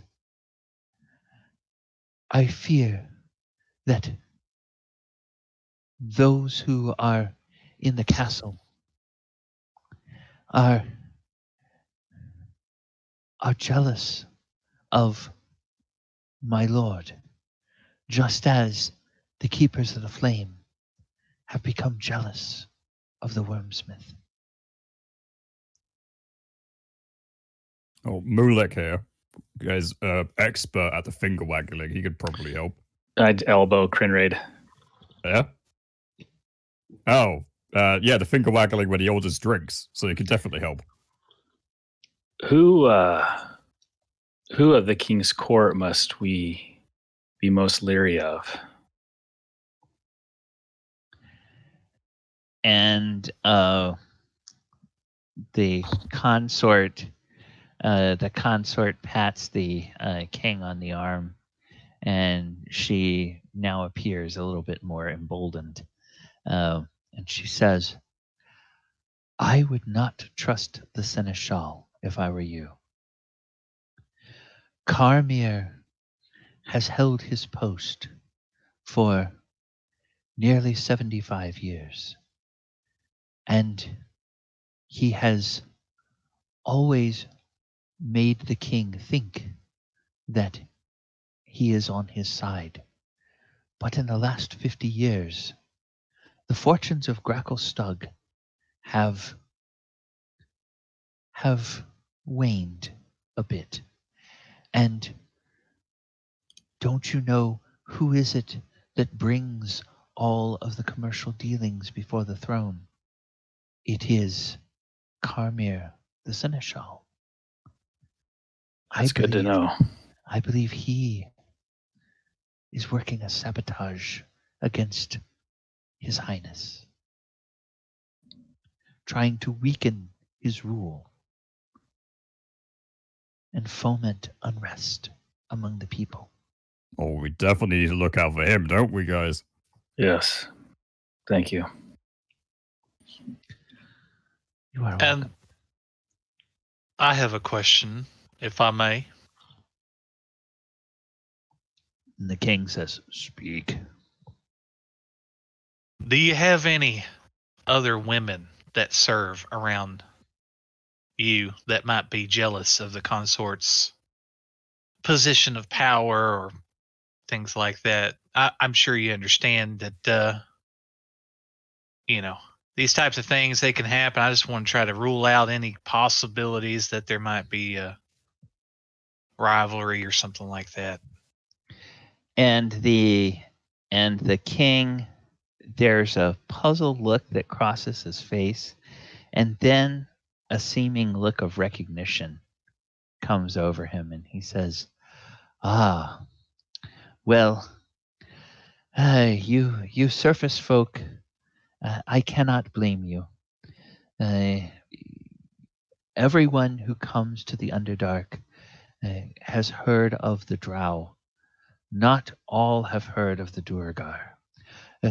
What you describe sounds like the practices of the matriarchs of the Drow houses, where the matriarch will keep 3 or 4 male Drow as playthings, rivals to each other for her affection, and will sometimes even enjoy the sport of them physically battling each other and sometimes even killing each other for her affections, just to throw a new rival in for the others to fight yet again. Trust me, that is not how I operate my court. There is no other in my heart except Shal. She is my one and only. There are no others that vie for my affection." And the consort will put an arm around the king and will just kind of lean down and kiss him on the cheek, and give his shoulders a little rub, and very, very affectionate gesture. And he looks up at her just sort of with a smiling, doting look. Not quite a vacant look, but just almost like he can hardly see anything else except for her when he looks at her.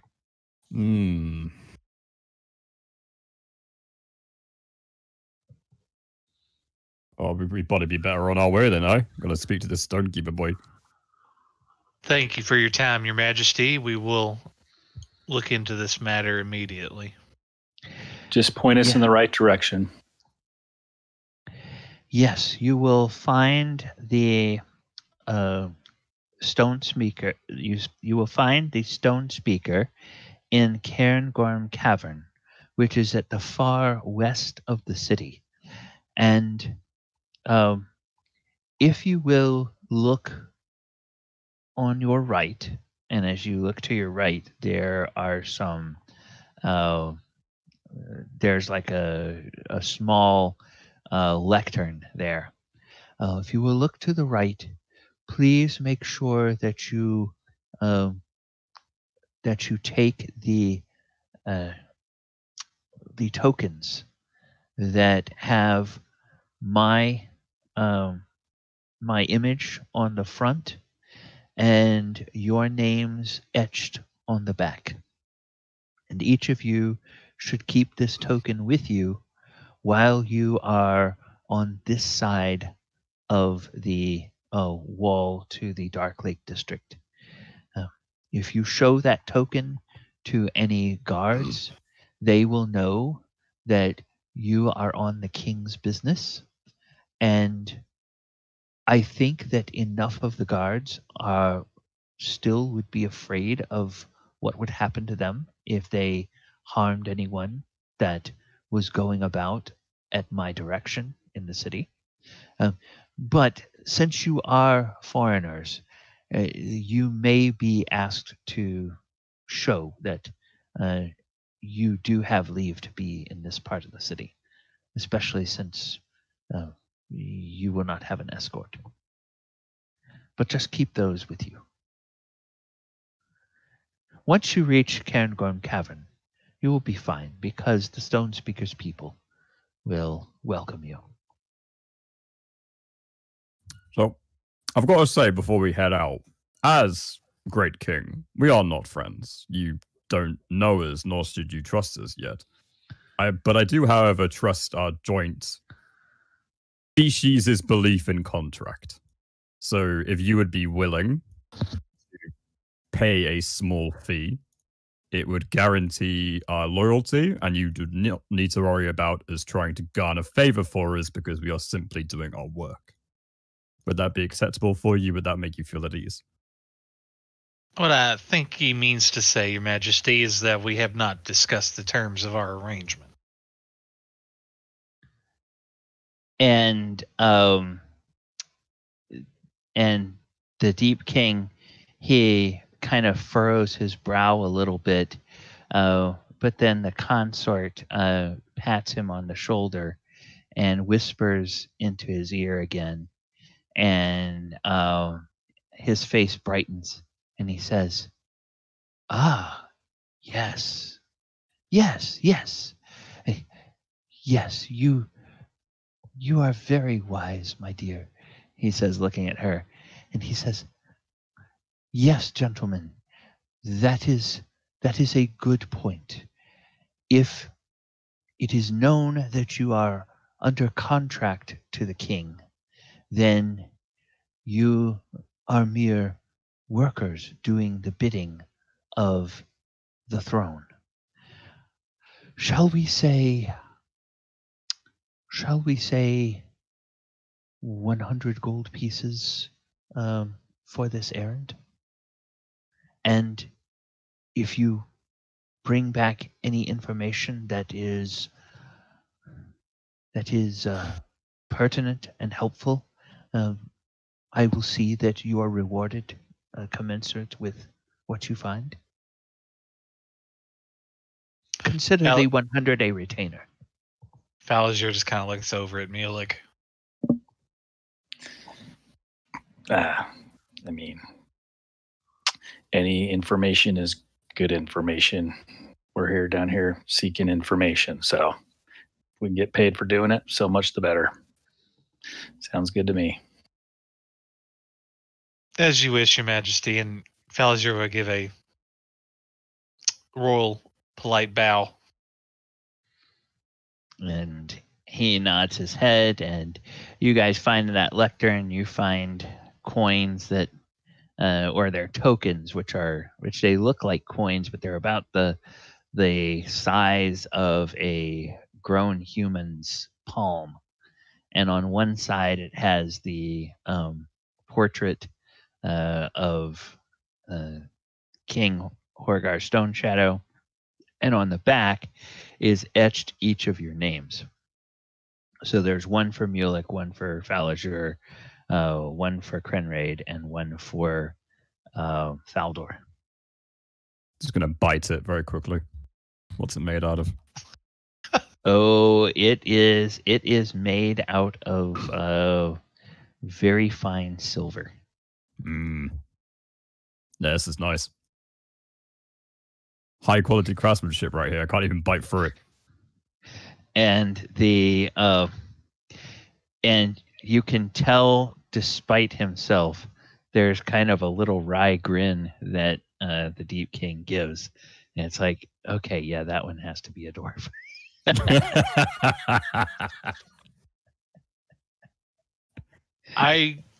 Fallinger would go head back towards his room to pick up his things that he might need. Sure. Okay. Yeah, there.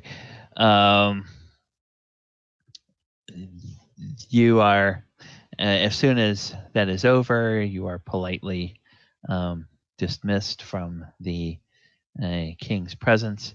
And as you guys turn away, you notice that he's just turning and looking up at the consort and kind of has this little smile on his face. And she's looking at him, and with a hand on his shoulder, just affectionately rubbing his shoulder. The whole time we were there, that wall of force was still in play. Could Mulek have? Could he tell where that was coming from? The source of that? Give me an Arcana check. Also, while she was talking and things like that, would Fallinger have noticed anything that was odd, out of place? Anything she was wearing? Just her whole outfit was out of place. Well, yeah. I mean, yeah. Also, she kept touching him. I don't know if you guys noticed that, but she wouldn't stop touching him. I don't know if she was trying to feel him up or she was doing something else, but she just wouldn't stop touching him. Tell you what, like you get paid in that dress, one coin at a time. You know what I'm saying? Well, yeah, that dress would probably be a little bit too small for you. It's made for a dwarf. Anyway, I wonder if 100 gold pieces. The Mulek with a 14, that's not good enough to tell anything about where that would be emanating from. But if you would that be something that you would at all, not obviously in the king's presence, but later on, would you talk to Krenraid about it at all? Yeah. Mm-hmm. Okay. Krenraid, you have heard stories of how powerful dwarven lords will build all kinds of magical wards and traps and barriers into the most secure places of their strongholds. So in discussing it with Krenraid, between the two of you, you would probably figure, Mulek, that there was something built into the room that would project that wall of force, probably on command. Whether it was, saying a command word that would do it, or whether there was some sort of other magical power source that would create it. But okay, it probably would be something along those lines. Okay. I worked on masonry that had those finger waggling things put into them in the manners of the Hillcrest folk. So I know that this entire place is probably covered in that kind of stuff. Yeah. Strong magics. Very, and old. Mm-hmm. I'm assuming Fallinger's with you too, so he'll. Oh yeah. He would have waited for you. Boys, I don't trust that consort as far as I could throw her, and I'm guessing with that dress on, she's pretty heavy. Look. I don't know. You can probably throw it quite far. You look pretty buff. It's called a metaphor, Kenrad. It's a meta what? A metaphor. It means you're making a joke out of making a true statement. I don't get it. Like, okay, we'll talk about it later. Oh, okay. But I do agree we can't trust her. We have to do the opposite of what she said. I'm a guarantee she'll succeed. Well, that's why I asked that question. Yeah, I was trying to get her to talk as well. Seems like it worked.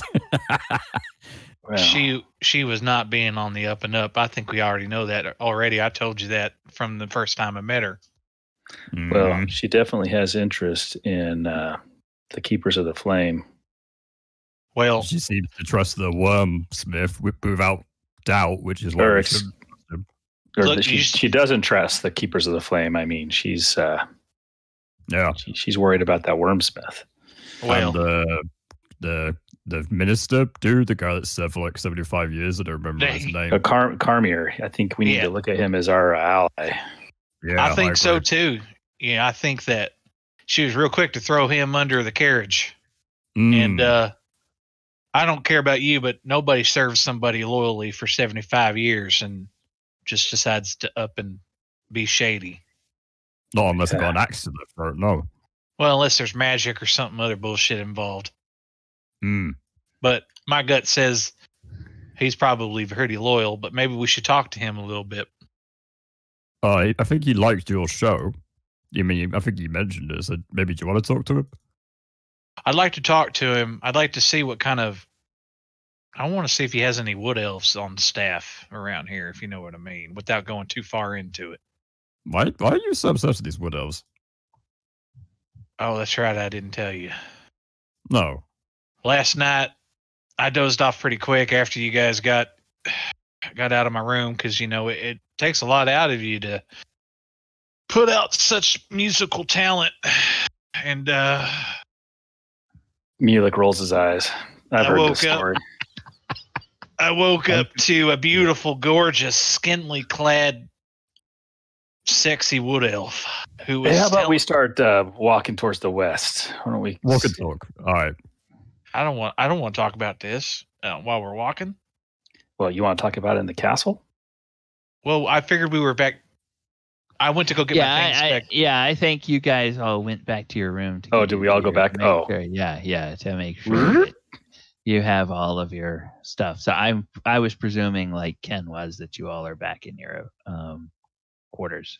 So yeah, she just showed up in my room, made some noise. I woke up, and she's gorgeous as far as wood elves go. Skinly clad, nice taste of lingerie or whatever the hell she was wearing, saying about, I'm a prisoner of the king and the consort, and they're using me for nefarious means.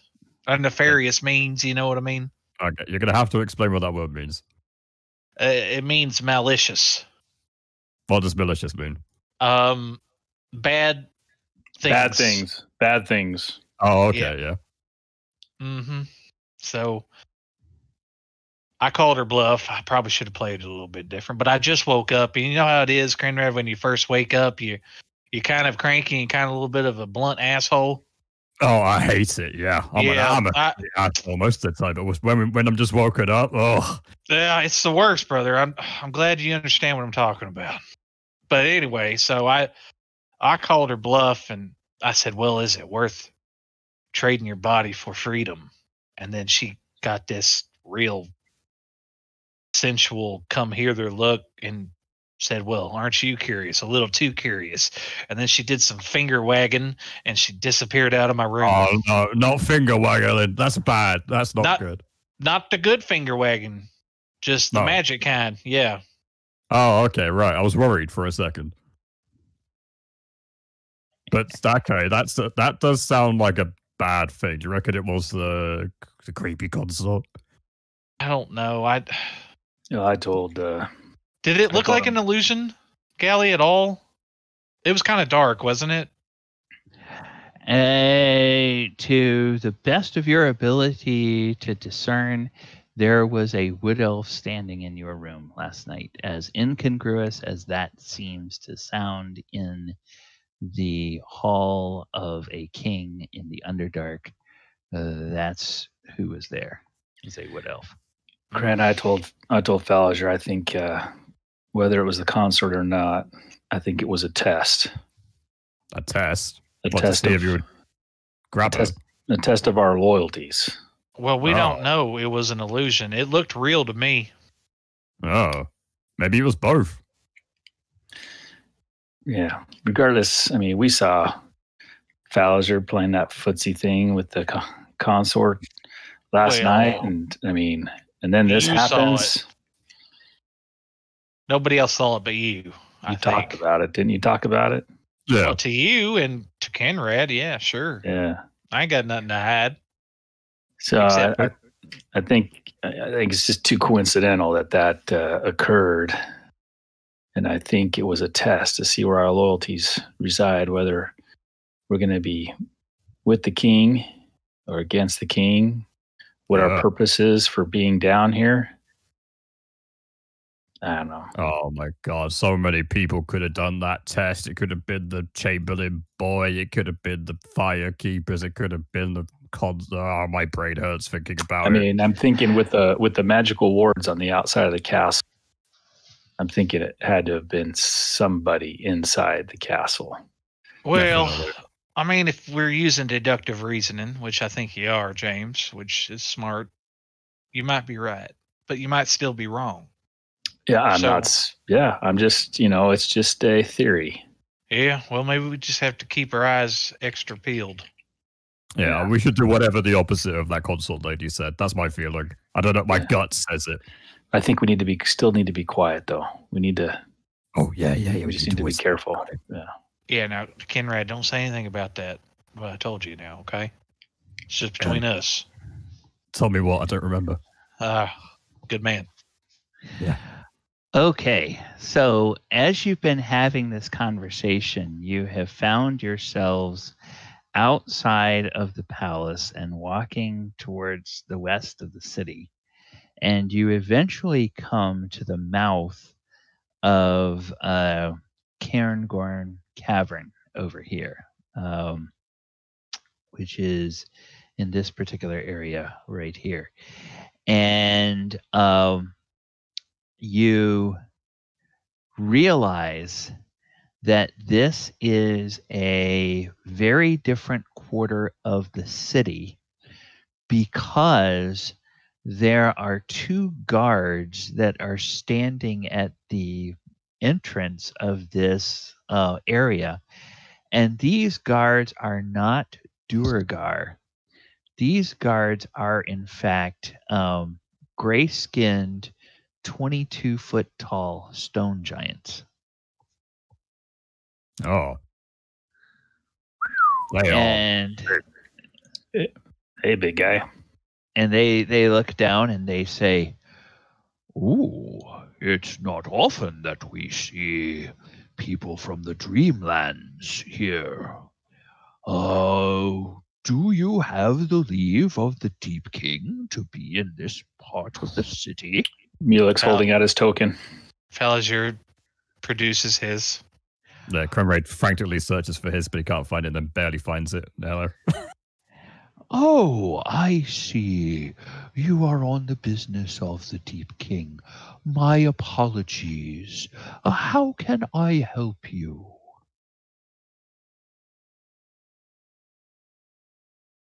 We're here to see the Stonespeaker about some prophecy or something. Oh, the Stonespeaker. Well, he will be very happy to see you. Come, follow me. I will lead you. And thank you very much. Right behind you, big guy. Okay, so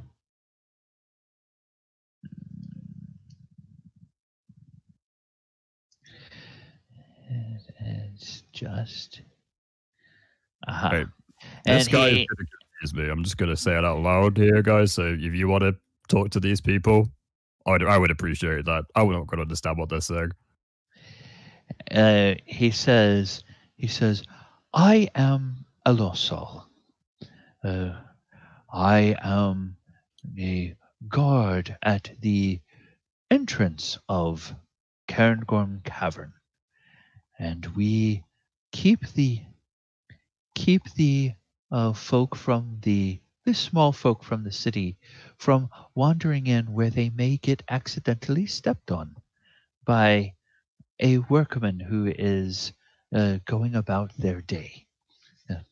You must understand that the folk of the city, especially the gnomes, are very tiny, and sometimes they are hard to see, and they just walk right underfoot at the most inopportune times.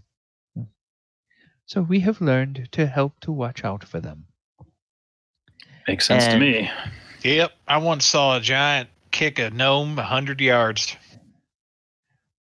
Oh, well, I certainly hope that the gnome had done something to deserve that. It would be horrible to treat someone that way. Well, nobody liked him. He was a gnome at all. Oh, jeez. He was Conway scratched his head for a second and then just burst out laughing. If you have inspiration, you can take it off now.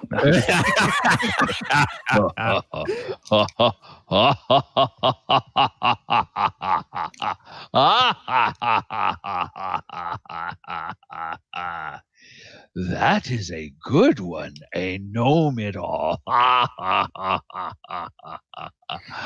I will have to tell the boys at the barracks about that one tonight. They will enjoy that. And so he continues to lead you down this area. And as you get towards the back here, you notice that you start to pass by buildings that are the size of enormous warehouses in Waterdeep, but they are built to look like family homes. With normal like little doorways and everything. And he says, "We are now in the residential district. Follow me to the Stonespeaker's house." And he takes you all the way back to the back and all the way to this house that is by no means the largest, and in fact is kind of on the modest side of things. And yet as you approach it, it's clear that this is a place where the stone giant folk have a respect or a reverence for the person that lives here, because there's like little bouquets of flowers there, or there's like little it's little to the stone giants. I guess it wouldn't be flowers, it would be like some sort of flowering fungus or something that they have there. And they have like offerings of food, baked goods, things of that nature. There's a couple of giant size mugs that are there as well. And those appear to be set on the stoop of this house. And your guide says, "Oh, the Stonespeaker has some offerings he has not yet gotten this morning. Oh, I will tell him about them." And he steps up to the door and he knocks on the door. And after a moment, the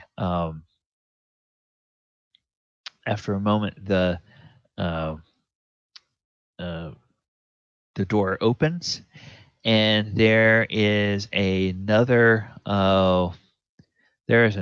large stone giant in the doorway, and he opens it, and your guide bows and says, "Stonespeaker Hagram, may I present these surface folk who are on a mission from the Deepking.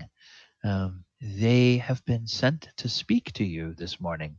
And look on the stoop. Some of the folk have left some offerings for you." And the stone speaker says, "Oh, yes, so they have. So they have. Ah, well, thank you for bringing these folk by. I'm getting a bit of a late start this morning. I was just sitting down to breakfast, but come in, come in. We can talk while I dine. And will you help me to bring these in?" And the guard says, "Oh, of course, Stonespeaker." And he ushers you all inside, and then he starts working on picking up the items that are there. Can I try helping him lift some of these massive items? Yeah. What is your strength? Because you probably won't need a strength check, but what is your strength? 20. Oh, yeah. You don't even need a strength check. You can easily pick them up, but the thing is, like a plate that has some pastries on it, the plate is, like it's like a serving platter, so it's like 4.5 feet wide, and it's about 3 feet from front to back, and so you practically, trying to pick it up, it's very awkward from somebody your size picking it up. But yeah, you can pick it up with no problem. And it's a little bit dicey because it wants to kind of tip because you're grabbing it from one end, and then you have to kind of figure out the leverage so that you can sort of lean back and hold it out straight, because of just because of the way it is relative to your size. And you can bring that in, and the guard will he'll sort of chuckle and say, "Oh yes, you are very strong." And then he says, "Master Dwarf, may I take that burden and lay it on the table for you?" Yeah, sure. Absolutely, that'd be very helpful. Yeah. And so he reaches down and picks it up, because like the table where this guy is sitting, the dining room table, yeah, it's like 10 feet tall. Yeah. So you're like halfway up the leg. That was all me. And so then the Stonespeaker has some books, and he has a little what looks like a placemat, and he puts the placemat down on the floor, and then he stacks up some books like they are stair steps, and they lead up to the seat of a chair. And then in the seat of the chair, he puts some more books like stair steps that lead up to the table. And he says, "You all may climb up and just sit on the table opposite me while I eat, and we can talk. I'm afraid I don't have small plates or glasses, but do you all need any refreshments this morning?" I'm good, thank you. Yeah, no, thank you. Just ate. It's mighty kind of you, but I'll pass. Oh, well, this is most fortuitous that you have come. And he then turns and he looks and he says, "Alosal, thank you. You may leave us." And the guard says, Yes, Stonespeaker. And he waves to you all and says, goodbye. Take care. Don't don't think it's any trouble at all if you ask the Stonespeaker to have someone walk you back to the entrance so that you don't get stepped on by accident. And then he says, "At least you all aren't know-it-alls." And he chuckles at that as he That's a goes good one. That's some solid advice. Thank you. Later, big guy. And closes the door and leaves. And so then the Stonespeaker says, yes, you, would it surprise you if I told you that I had expected you to come? No, we were told that you're one who's been having visions. Yes. Generally, the stone giants do not have much business with the Duergar other than as masons on some of the larger projects. They leave us to our business, we leave them to their business, and we get along very well. But in the last few months, I have had dreams and visions that are very troubling to me, so troubling that I had to reach out and tell His Majesty, the King, about them. And the one part of my visions I did not tell him. I did not tell him that there would be 4 visitors from the surface. A dwarf, 2 humans, and one with the blood of the Fey folk in his veins. I presume that you are the 4 that I have seen. We have a dwarf, a couple of humies, but I don't see this folk person. Kinrad, please just listen. Yeah. So one of you does have elven heritage, yes? Ballinger just kind of looks around. And it's clear.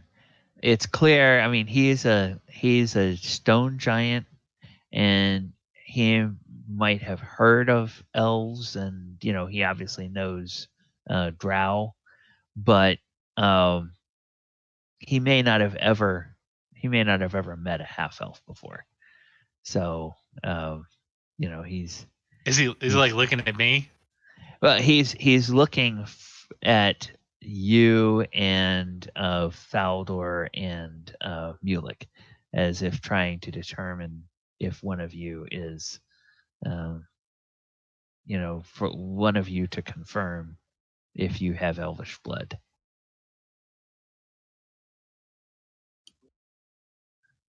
Mulek will raise his hand and say, I'm one of those humans. And we'll say that Faldor says, yes, I'm human. And so then he'll look at Falajur. And you?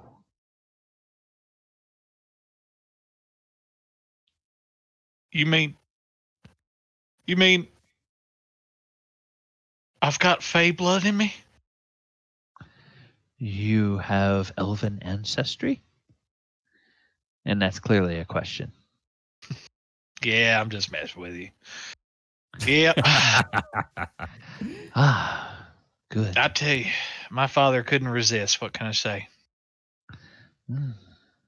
Yes, well, the ways of the folks from the Dreamland are beyond my ken. I do not understand the ways of the folk. It It is said that sometimes in the dreamlands it gets so bright that you have to squint from all of the light. That seems amazing to me, that something could be like that. But that is not what is important. What is important are the portents I have seen. I have seen lands covered in a great billowing mist. And I have seen fire and lightning and clouds of venomous poison and acid and bitter cold consuming the world. And closer to home, I know something evil stirs in the Underdark. The rock itself cries in pain and horror, and a madness creeps from the blackest depths. Pay heed to the signs surrounding you. I have seen a cave with two faces. I have seen rock devoured and the land overgrown. I have seen the pebble believes itself to be flesh and blood. I have seen the very living rock reject its wards, and the tunnels of the Underdark shake with fury. By these portents, you will know you are in the presence of evil, and you will know evil's face. This is what the stones tell me. Do you know what it means? Oh, Lord. Before Falazir says anything, what kind of roll would he have to make to try to... Out of character, I want to see if he can put 2 to 2 together with the freaking Dragon Gold of Tiamat. Grenroyd's hitting his head against the table trying to think of something. Because he named off the... Yeah. Gosh, would that be a history? For me? Well, I'm trying to think. Would that be a history, or would that be a nature? Or... I think it'd be more like history or religion. Like, are you talking about me or Kenred? Any one of you. Anyone. Now, well, Kenred probably doesn't know much about the Cult of the Dragon, so specifically for your question, it would be more geared to you or like. I know about the Cult of the Dragon from my hatred for their kind. It's purely a matter of me wanting vengeance on a particular dragon, as is the backstory of the character. Yeah. Okay. The only reason I ask is because of our previous dealings and my history, and the fact that he started talking about the different types of like what their evil dragon breaths would be. Yeah, fire, lightning, poison, acid, cold. Right. Would Mulek catch and Falazir catch the linkage?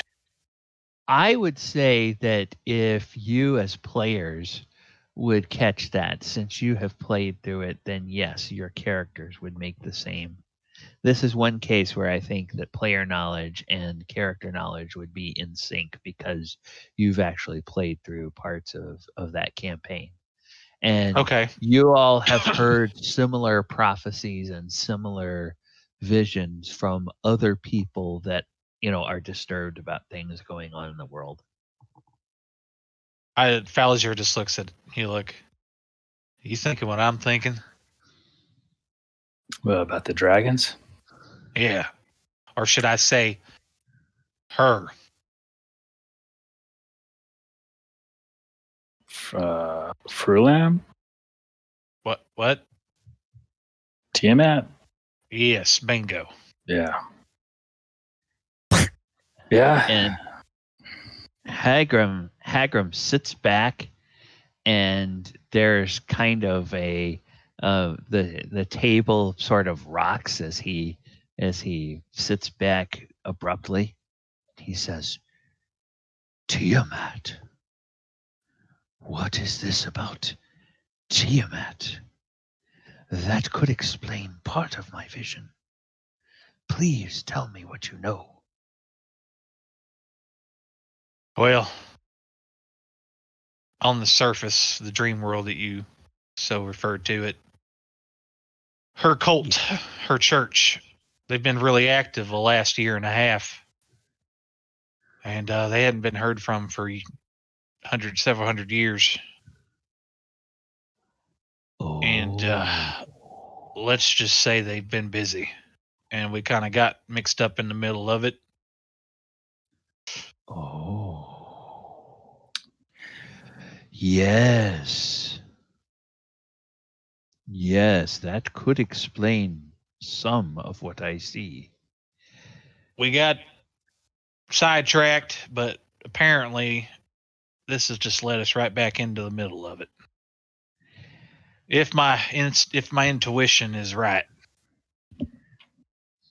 Yes, it is said that Tiamat has a temple in Avernus, in the abyss, which is below the Underdark. Perhaps the meddlings of this cult are somehow physically rending a portal in the Underdark to Avernus that would allow Tiamat to come up. The rocks certainly would protest that.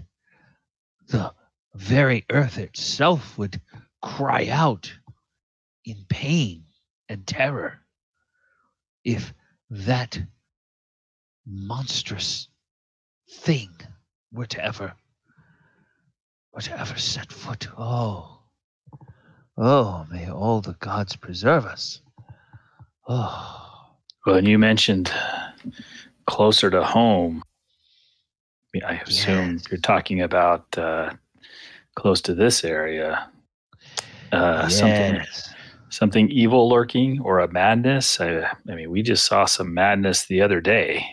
Can you shed any more light on what kind of evil may be lurking close to home? Well, I can. But before I tell you what I have seen, let me ask you two questions. The first question, you say you have seen evidence of madness. Tell me, what did you notice? What happened? Well, Of madness? Yeah. Yes. Yeah. We had some, what are they called?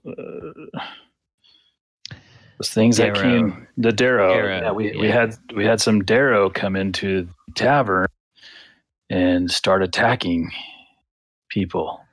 We were told that it was caused by some madness that has been creeping in among the town. Yes. The Darrow, much like we stone giants, the Darrow are born from the very rock themselves. Even more so, they are more primitive than the exquisite dwarves who Moradin sculpted from the rocks with the grace that only a master craftsman could. The Darrow seemed to be some sort of crude experiment by some half-witted sculptor, and they retain a closer connection to the rock itself, and thus they are more sensitive to changes in the stone. I believe that the pain that the rocks speak of when I talk with them are what is giving madness to the Darrow. And I fear that I have even seen madness take some of my own kin. Why, it wasn't but several days ago that one of our citizens from Cairngorm Cavern went running through the streets of the Dark Lake District and shouting about the giant, the Leviathan with two heads rising from the lake. It made no sense. It makes no sense to me. What was he speaking of? He had to be knocked senseless and knocked unconscious before we could drag him back and give him some help. And he is still recuperating. These are strange times. Okay, that was my first question. My second question: you are on an errand from the throne. Tell me, have you spoken to the Deepking himself? Yes, we have. How did he seem to you? I know you are but visitors here, but did he seem fully in charge of his own faculties? Well, why would you ask that? And Valisure just kind of gives him a kind of a raised eyebrow, kind of like, huh? Look.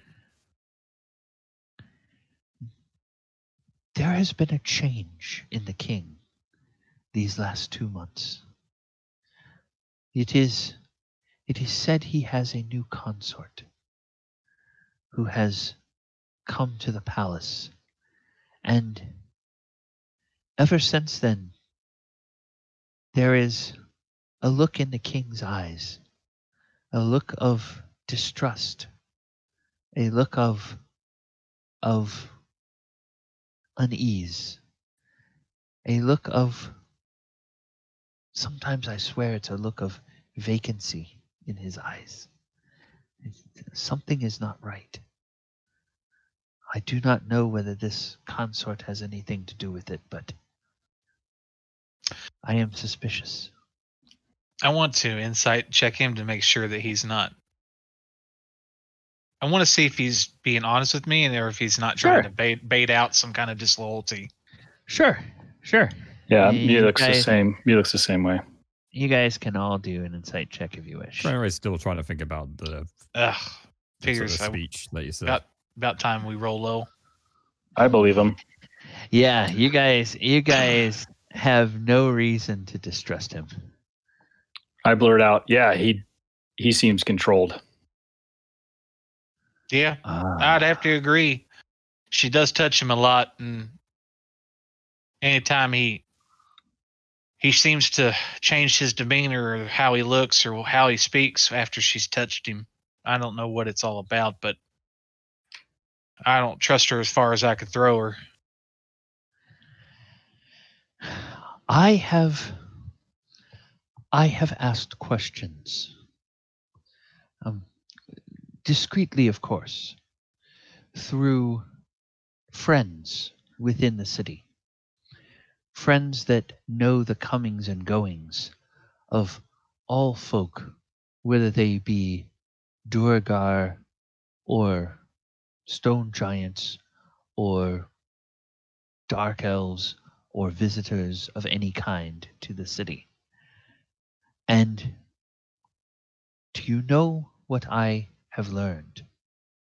I have learned that before she became the consort Nobody ever remembers seeing this shawl in the city before. It is almost as if she somehow just mystically appeared in the presence of the king and got his affections and has slowly been, well, I don't know whether she means the king well or not, but I have my misgivings about that one. Well, as do I blurted out. She was real quick to throw his 75-year-old most trusted advisor under the carriage, saying we shouldn't trust him. That seemed pretty suspicious to me. Oh. He said you should not trust Carmir? No, she said it. She said you should not trust Carmir? Oh, yes. Yes. I would watch her closely. Do not put much trust in what she says. Of course, you don't know me, but I can tell you, Carmir is the most honorable duergar I have ever met. His Majesty is well served by Carmir's sage advice, and we have had a great relationship with our brothers and sisters of the duergar, as long as Carmir has been the seneschal to the king. I would hate to think what might happen if Carmir no longer has his ear, as he once did. You think it'd be wise for us to approach him about this or not? Approach who? Carmir or the king? Yes, Carmir. Carmir, yes. And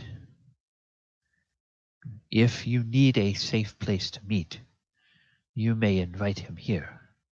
You are welcome under this roof. But there is one other I think that you should speak with. One other whom I fear is in danger. And that would be the Wormsmith. The Red Dragon? The very same, yes. Themberchad, he is called, to speak his name correctly. Themberchad is a cunning and wise dragon. I think he has discerned the plot of the Keepers of the Flame, and he is seeking allies who can help him. I believe that he would be very grateful and might even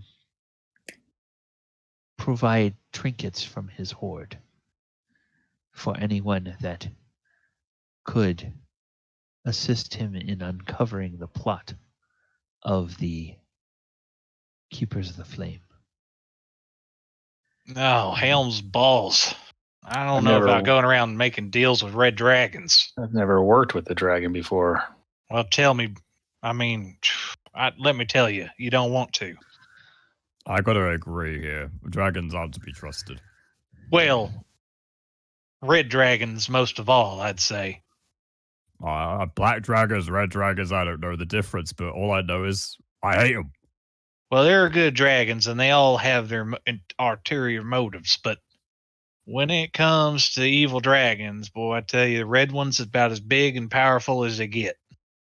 Also, hasn't he been stuck down here for like since he was a baby, right? And they're going to kill him when he gets to a certain age.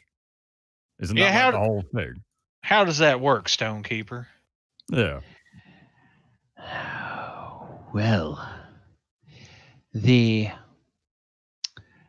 Keepers of the Flame, they are an ancient order of descended from adventurers that were from Gracklestug.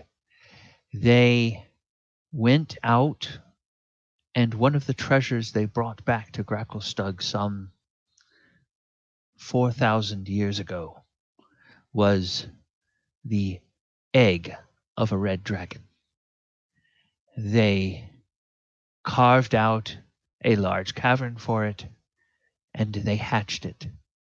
And they thought they could tame it.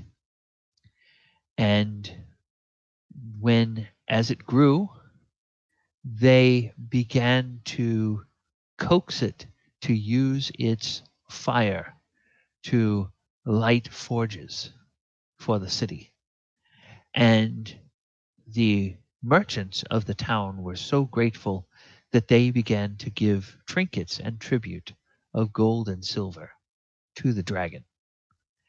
And the Keepers of the Flame always make sure that the dragon gets the greatest share of this, but they are corrupt themselves. They keep some of it for their own. But eventually, these Keepers of the Flame realized that if the dragon got too big, got too powerful, it would know that it could easily smite all of the Keepers of the Flame. And so they, after sending other adventurers out and bringing back another red dragon egg, they slew it.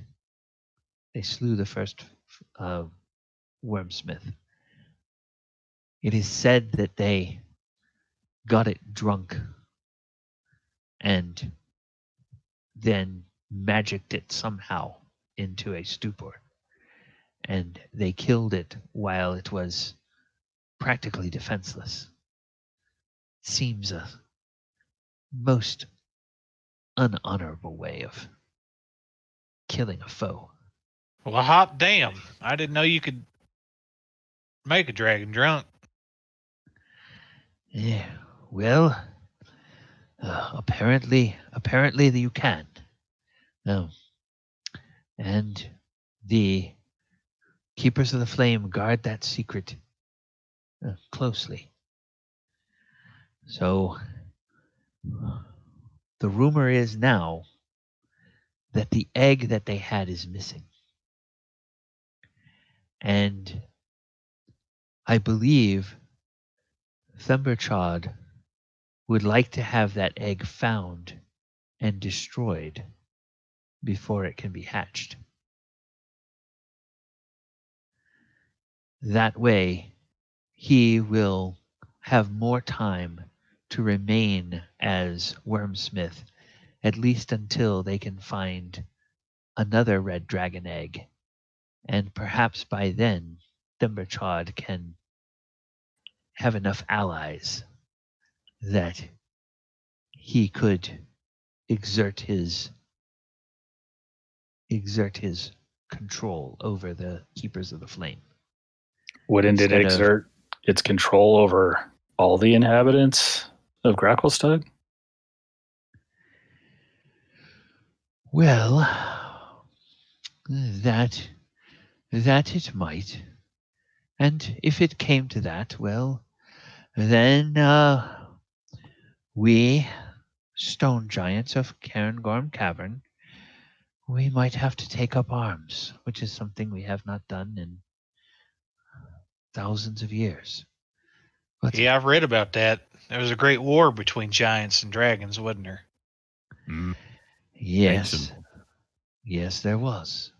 There was. I have always found I have always found Thumberchod to be wise. But perhaps it is best if you distrust dragons so. Perhaps it is best that you not involve yourselves in that. I was hoping that perhaps Thumberchod might have some insight onto my visions. But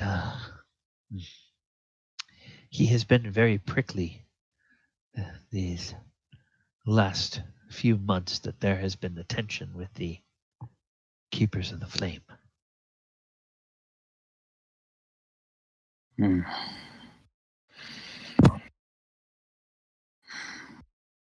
Yeah, You mentioned that you had shared some visions with the king, except for one. The king had sent us here to talk to you to gain insight on your visions. Yes, I think he perhaps thought that being folk from the surface, you might have a different perspective than either he or I do. And as you say, you have perhaps interpreted part of my vision to mean this cult of the dragon. And come to think of it, perhaps we all had better be a little bit more leery of Thumberchod. If the cult of the dragon is working on the surface to raise Tiamat, then would that mean that she would exert more influence on all dragons? Could that mean that she would exert influence over Thumberchod? Oh, that's something I hadn't considered. Well, you spoke of madness, and are you a religious man? Or giant, or sorry, but you know what I mean. I know what you mean, yes. I sometimes make the mistake of asking dwarves if they are studious giants or not. I don't know what he's talking about. but yes, I believe that the spirits in the stone speak through them to me. These may be the voices of the gods. Well, I'm, as you would say, religious, and based on my upbringing and knowledge and background, when it comes to madness, it's a special type of magic. It's an old, ancient magic. And it usually has to deal with demons or devils, or I've heard cases and instances of necromancy / warlocks. They worship these beings called, they're like called the Old Ones, and they're not from our realm of existence, even in our universe. So they kind of exist outside the known universe. Oh. I don't know what powers Tiamat has, but maybe I don't know. You know, maybe this could she be working with demons? You think, in a sense? Well, she has her temple on the Abyss, and the Abyss, of course, is the abode of demons. So yes, that's why I bring it up. Yes, it would make sense if there's perhaps the stirrings by the cult in the Dreamlands have, maybe they have already torn loose some demons from the Abyss. Maybe that is what I am sensing. Oh, please, spirits of the stone, preserve us. Amen. May it ever be stoic. Oh, I will have to think more on this.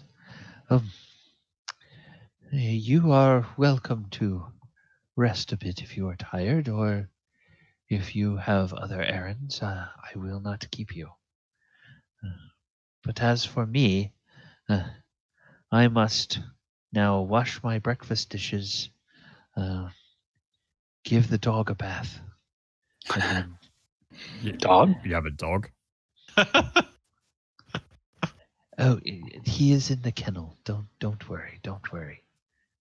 He said, Is there like any giant bones or things like that lying around? Just Oh, take a man. quick look around. Now that you look, yeah, there's like a bone over there Oh that god. is probably the size of like a full-grown cow thigh bone, and like the entire thigh bone, and it looks like it's been very thoroughly gnawed on. I'm just gonna go ahead and very not slyly, but I'm just gonna put my hand on my weapon's hilt just ever so cautiously. He's all talking about listening to rocks and stuff and stone. I just had to resist the urge to ask him if he prefers the classic or modern. Do you want to get stoned? Gosh. No, I totally believe in the power to get high or some good old gravel. You know, I don't judge. And so, as he's getting ready to take care of his daily chores, we are coming to the end of our session. So, we will go ahead and leave it there. You guys can decide what you want to do as you leave the Stonespeaker's house when we pick up next week. Chat, thank you guys for being with us and hanging out tonight. Hope you have enjoyed our session. This has been session. Oh, phooey! I didn't change the session title from the other day. My bad. This has been session 32 of our game for the Sword Coast Chronicles, and we will be back here next Thursday at 8 p.m. Eastern Time. Before we go, Paul, why don't you tell the folks a little bit about the Wednesday game and where they can find that, the game that you're in?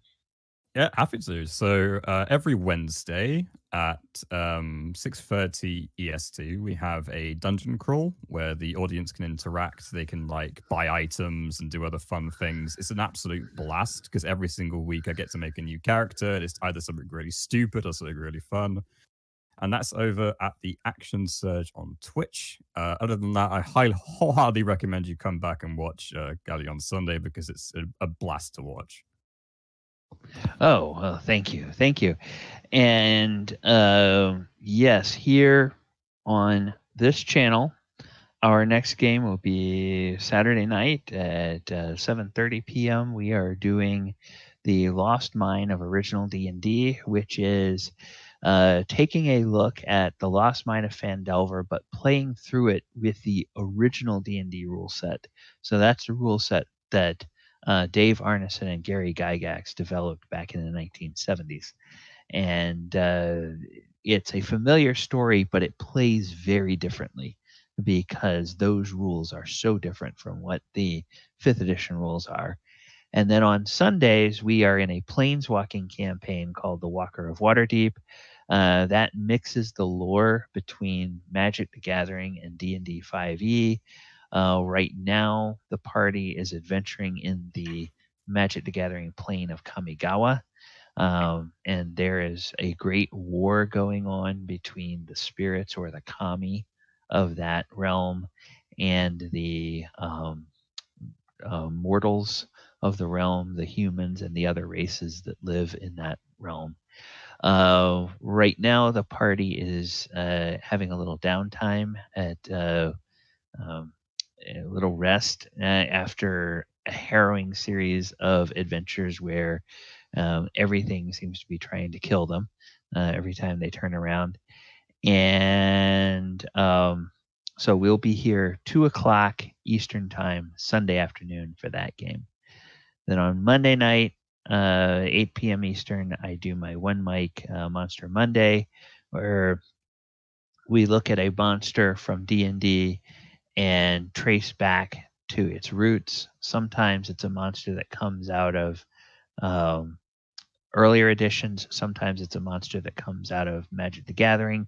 And sometimes it's a monster that comes out of one of the other properties like Wild Amount, or we'll eventually be getting to some of the monsters that are unique to the Acquisitions Incorporated. And those source books that have come out for D&D 5th edition. But talk a little bit about their history, how you can use them in campaigns, and then even how you can reskin them to make them something else by using that stat block. So check that out on Mondays. And then on my YouTube channel, which you'll see down below in the below the play window area in Twitch, you'll find a link to that. That has archives of all of the old content. It also has weekly YouTube specific videos about all different aspects of D&D. So players, thank you. Viewers, thank you. Everybody have a wonderful evening, and we will see you all next week. Now, one thing, anybody on the any of the viewers, do you have any suggestions on a channel that we can raid, so that you can go right to another stream? Hopefully it involves cake or Doritos. Cake or Doritos? Let me go over here and let me see if there. Well, see what. I saw Frog Pants on earlier. I don't know if he's still on. Then there's Critical Role. Oh yeah. That's right. Critical Role. No, that's a good one. So let me just go ahead and do that. We'll raid Critical. Seriously, Scott, you need to try the Doritos one. I cannot recommend it. It's freaking amazing. Okay.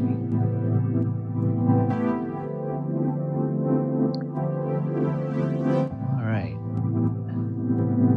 Okay, everybody, take care, and you guys are off to Critical Role now.